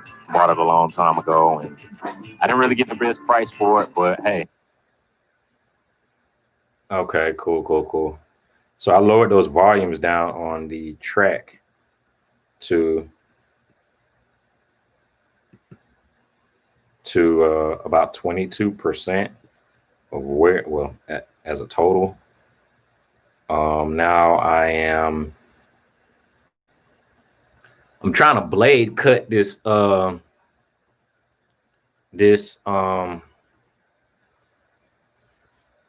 voiceover file, because like when I stopped talking, the file didn't necessarily stop. It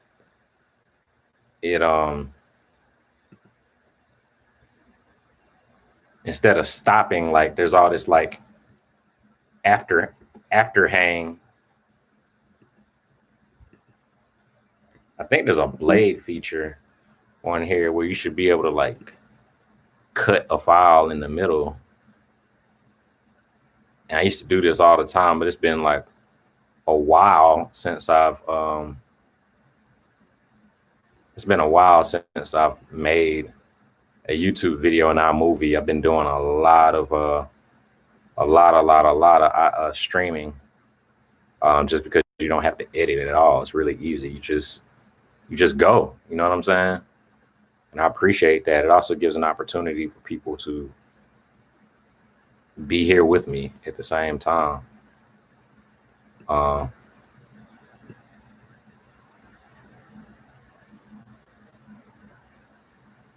Having a real issue right now splitting this clip. Like it's not letting me split the clip.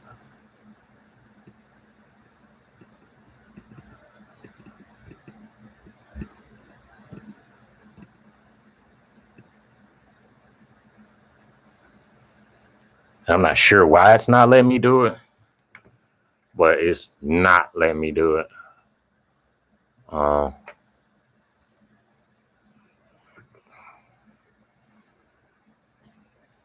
I also noticed that my laptop's not charging anymore while I'm doing this, and it's at about halfway.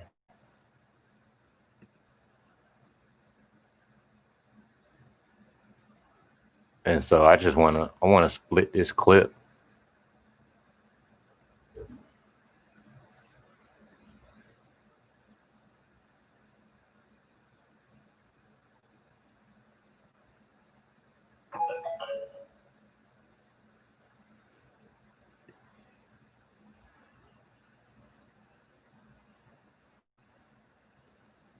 So instead of splitting it now, what I decided to do was just drag it from the back and just make it not so long instead of trying to split it from the end.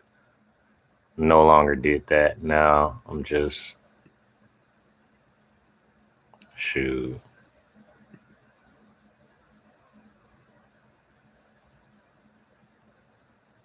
Get ready to upload this joker. It's done now. I'm gonna put it on YouTube. It says the title is Mamiya Rb67 Portraits. Expired Kodak Tri-X 97. So I'm not gonna put all that in the title. I'm just putting Mamiya Rb67. I pressed enter on mistake, and now I thought I wanted to publish this. So I'm just gonna put Mamiya Rb67 times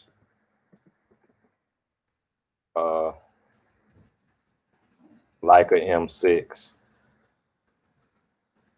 and I'll put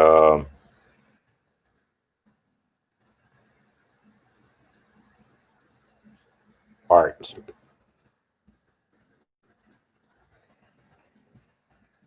Fine art. I have a whole degree in fine art from school. You know, not to say that you're just so much better in whatever, you know, when you go to school, but like I did that, you know what I'm saying?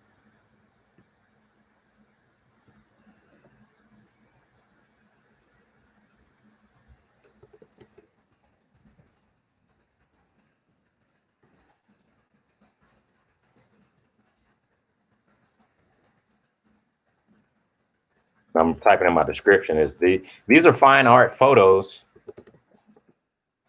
photographed by my Mamiya Rb67 portraits. No, by Mamiya Rb67 and Leica M6. That's simple. What are the tags gonna be? Leica M6.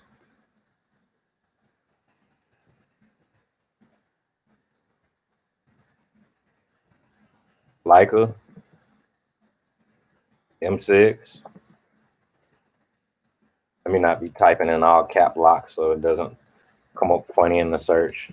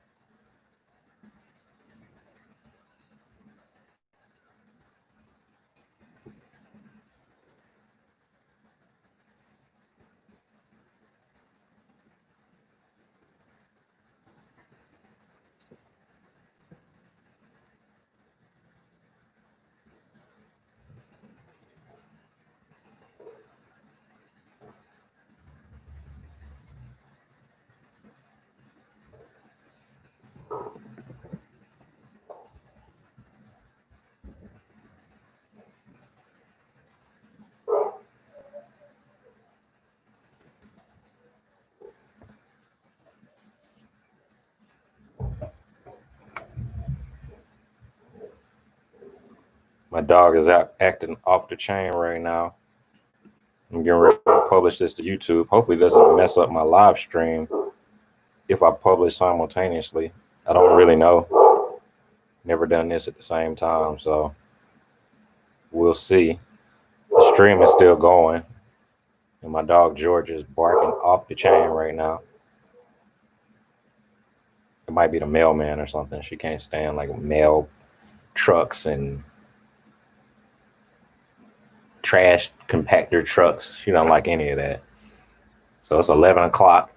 So now I know next time when I'm doing this, I cannot get on the phone because conversation with FloJo today on a live stream, doggone, ate up a lot of time for photographs, but maybe I do have a way that I can put out another.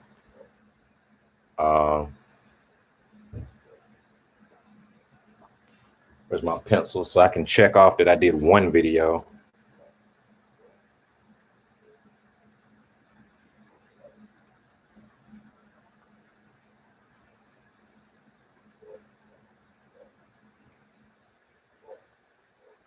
I did jump rope today. I need to do my live stream with Cash App. I need to do my live stream with art. I need to take pictures for Poshmark sales because I sell clothing thrift. I thrift on Poshmark. And then also putting 5 albums up on Bandcamp. So today the biggest really heavy task that I have, even though I have to stream musically, which is a lot because I play 8 instruments and I play all of them in the stream.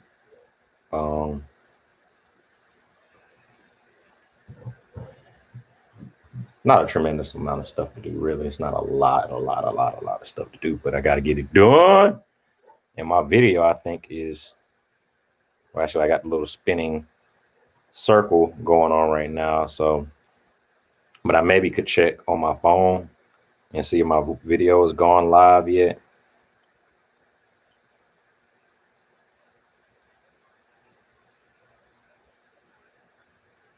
I asked to join today the Vans shoe group because, you know, I like Vans a lot, and I've noticed that people that wear Vans are artistic people, and so those are kind of people that I want to be around. You know, I think that they have an open mind to things.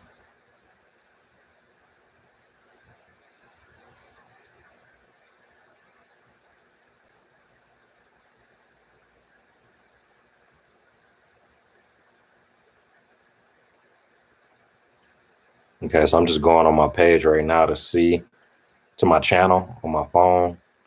I see that I have, I see that I'm live right now, obviously on my phone because I am live, but I'm looking to see if my my video is up yet. I don't see it yet, but it could be pending right now. So what I'm going to do is go on my phone to the YouTube Studio app instead of just regular YouTube, because YouTube Studio give you like some background kind of analytics and let you see like your stuff. I need to see my videos. Yeah, that's what I need. So it appears this is up because it's like a 10-minute, 9-second video that I see. Although I have like this spinning circle thing going on right now. So it says right now that the application is not responding. I'm pretty sure that this is already posted. So I'm going to force quit iMovie and just be patient and assume that this thing did publish. Other than that, project I was working on my phone. Well, I was working on the project actually on my what camera did I bring when I shot that day? I can't remember if I shot with just the Rb67 or if I shot with the Leica, but I feel like that day, I feel like it might have been both.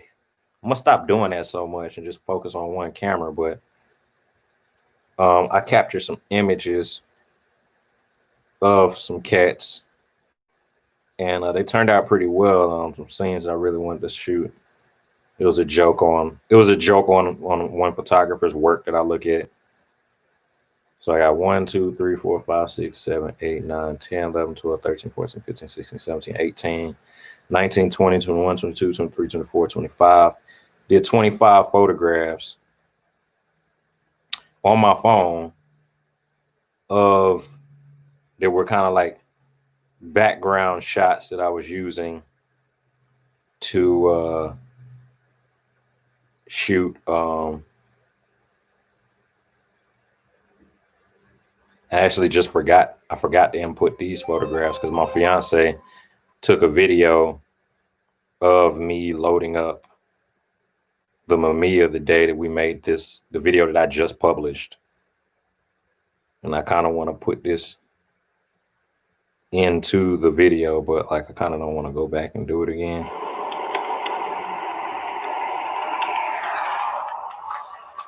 You know?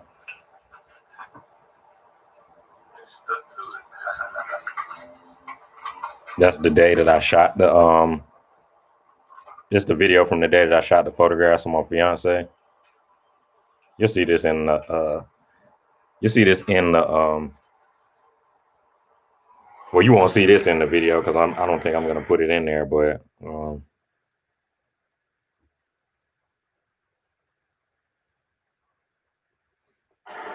it's cool though. This is a cool video just to put on my Instagram, so that's probably exactly what I'll do, is just add it to my photo page on my Instagram. Because my fiance did a lovely job of filming that. Excuse me. So I just add that video to a feed post. You know, is what you'll call that. What you know about that? What you know about that? What you know about that? Hey, I know all about that. Yeah, so I'm trying to find that video that she took so that I can add it to this page, because that was a really good video that she shot, man. That was fire. I don't know how to, it's not coming up in Instagram, so perhaps there's just a share. You know what I'm saying? It's probably just a share button. This, you know what I'm saying, up in this file, and I could just share it straight to the feed on my Instagram. So that's what I'm gonna do. And that looks completely fire.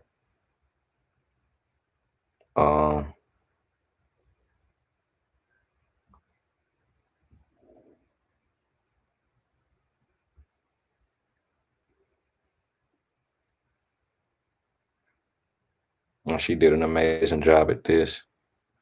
I'm not quite sure why it's not letting me post the entire thing on Instagram. Because I want to see the whole video. The whole video is fire. You know what I'm saying? Like, we need the whole thing.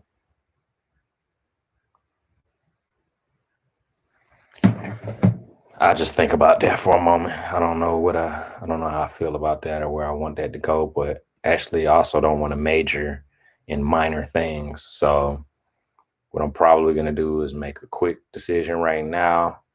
Am I going to post that clip small on Instagram? Yeah, I don't know. Or see, they got feed and they got stories.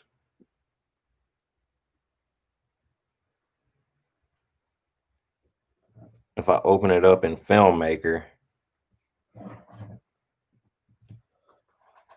you know what I'm saying? Like, Filmmaker is pretty cool. They let you edit videos, you know,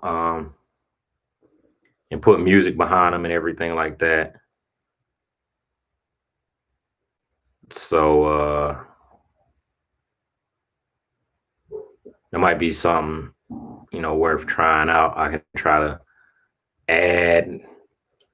add some music to the background of it. You know, it's got like my music or whatever.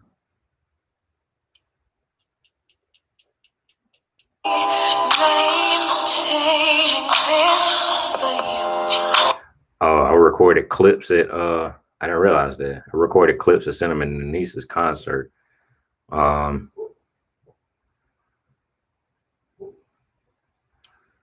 This is one of my tracks too.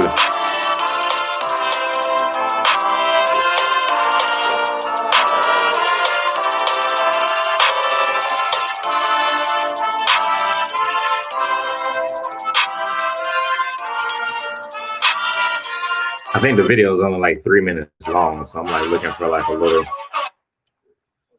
clip.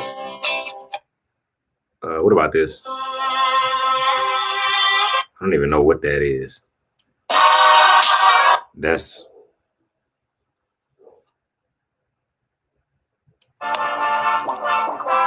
I'll add that the world to the track, and then give that a check. And then so I got the music on the video. This is a video like I was showing y'all before.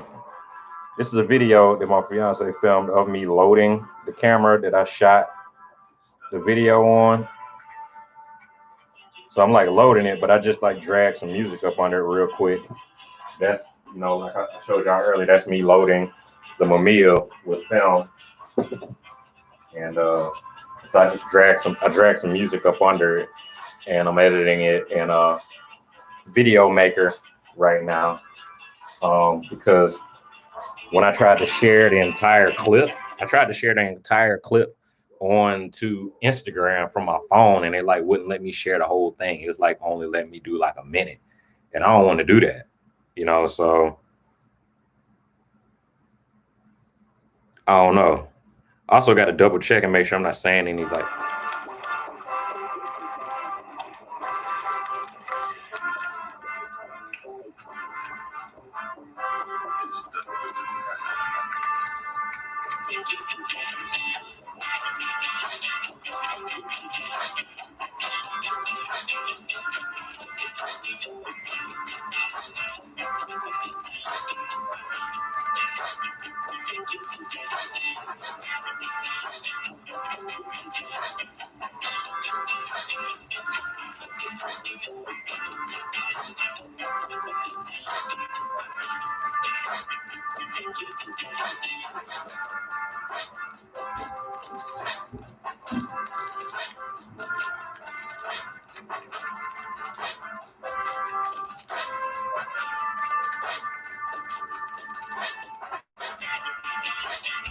It's kind of cool.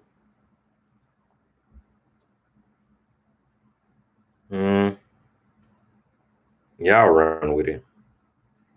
Export it. Exporting the file so that I can put the file up on Instagram, YouTube, whatever I want to put it on.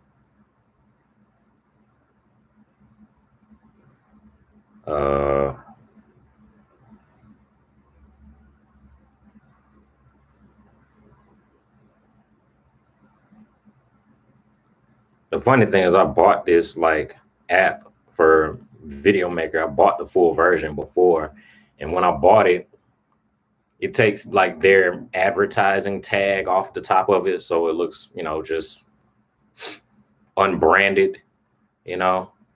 And when I did it, it just didn't transfer over. Like I deleted the app, I added the app back again, and then it just like the system forgot that I purchased it or whatever. So it ends up putting this like filmmaker. I apologize, the app's called Filmmaker. It ends up putting this filmmaker tag on the top of your videos. Excuse me. And it's not the most becoming thing.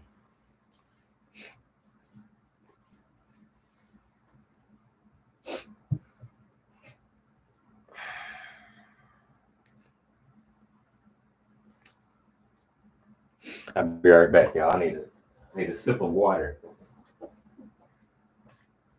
I should have brought it in the studio when I started earlier, but this is the first time I've been working in this studio in this capacity this week. It's new to me.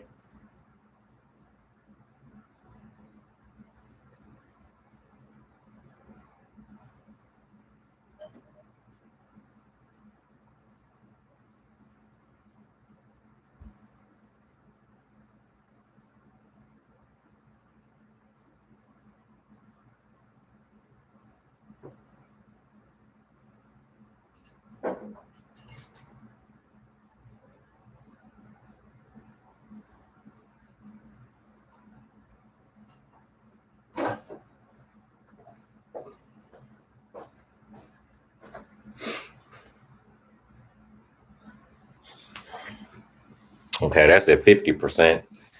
Almost done with this. Well, let me double check and see if my video went up. I should have brought my other phone downstairs because I could check on that without open up another window. I just opened up another window. It's fine. See how these things are going, see how things are being monitored, so on and so forth. It definitely got me going live right now. They got a screenshot up here of my photograph. And they got, thumbnail, not screenshot, but the video is up and it's live right now.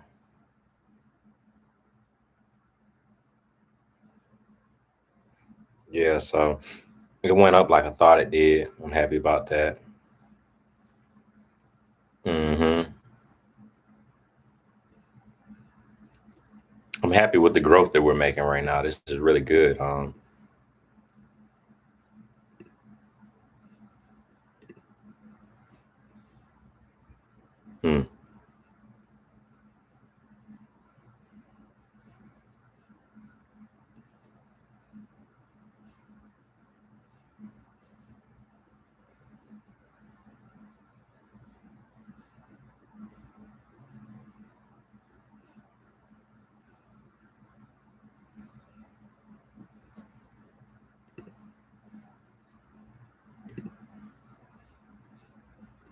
Okay, so I'm happy about this. The video is up, it's live. Normally what I do after the fact is I go back in the iMovie, I delete out what's on there because, stuff takes up a lot of space, man. You know what I'm saying? After the video is made, I don't keep archives of the video or anything like that. There are people that keep all that stuff. I don't. You know what I'm saying? I keep a photograph. The photographs are what's more important to me. Besides having a reel of photographs that you've created, that's cool. People want to see that type of thing in your portfolio and stuff like that. I'll build a website, I guess, for that purpose. The video that I was creating for Instagram appears to have been completed. So now I'm trying to upload this to Instagram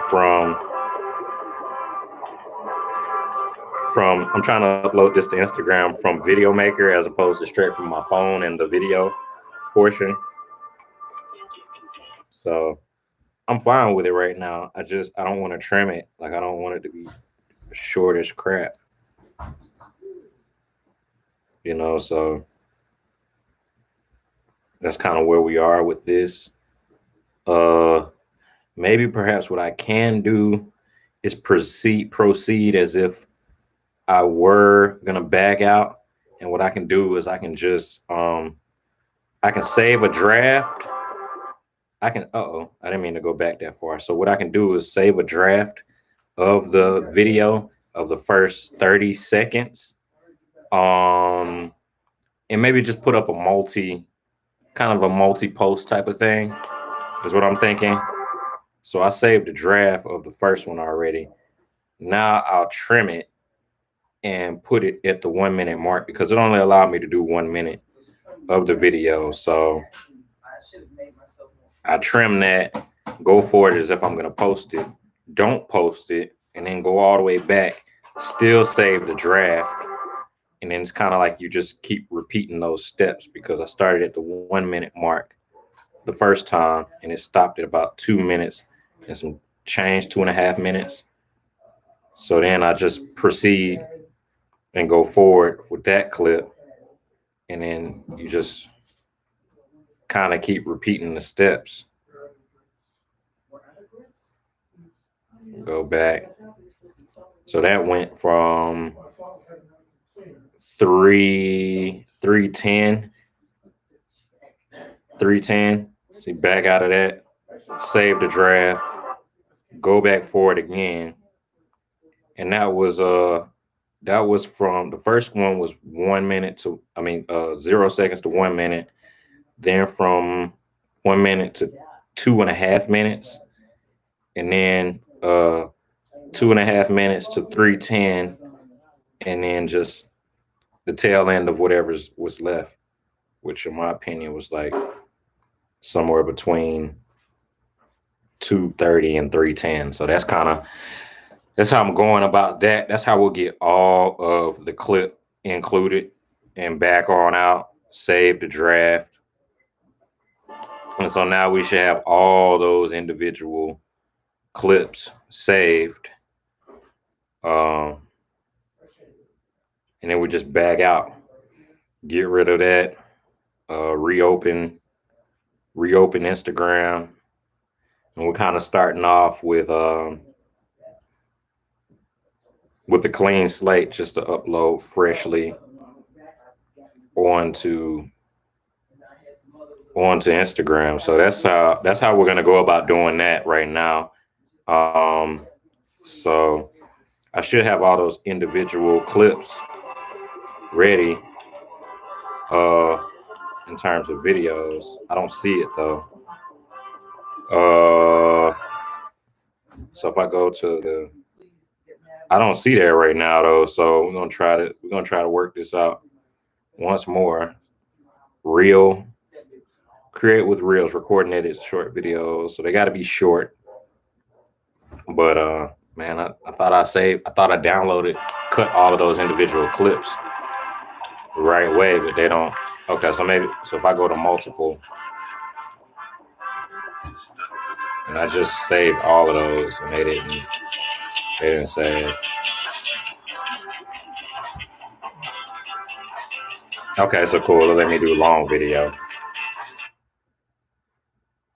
There we go. Your video title ends up here. So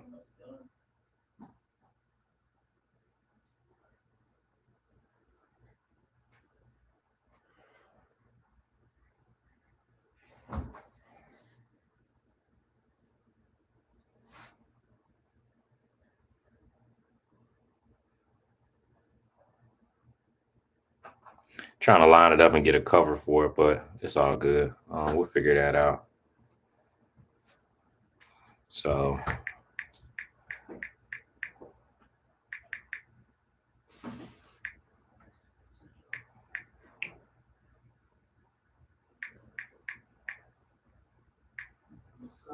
loading the Mamiya Rb67. The Mamiya rotating back.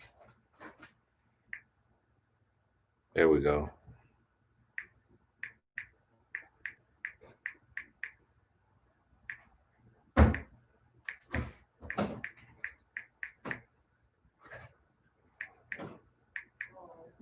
Rb67, and then we'll do RZ67 because they cousins anyway.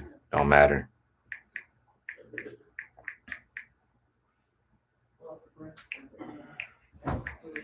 Mamiya RZ67 as well, and then do something like, just film photography or whatever.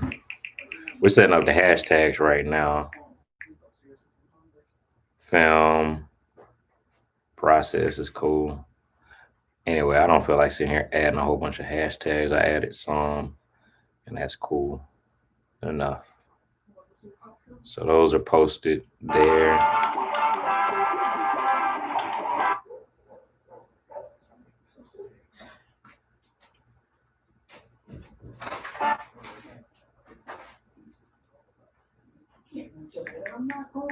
So we're sitting here doing this right now. We got that posted.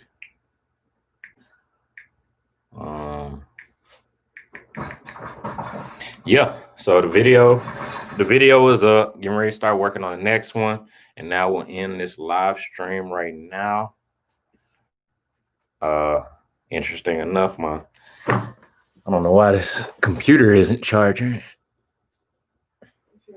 Let's see here. It's because that cable, I think, was in the way.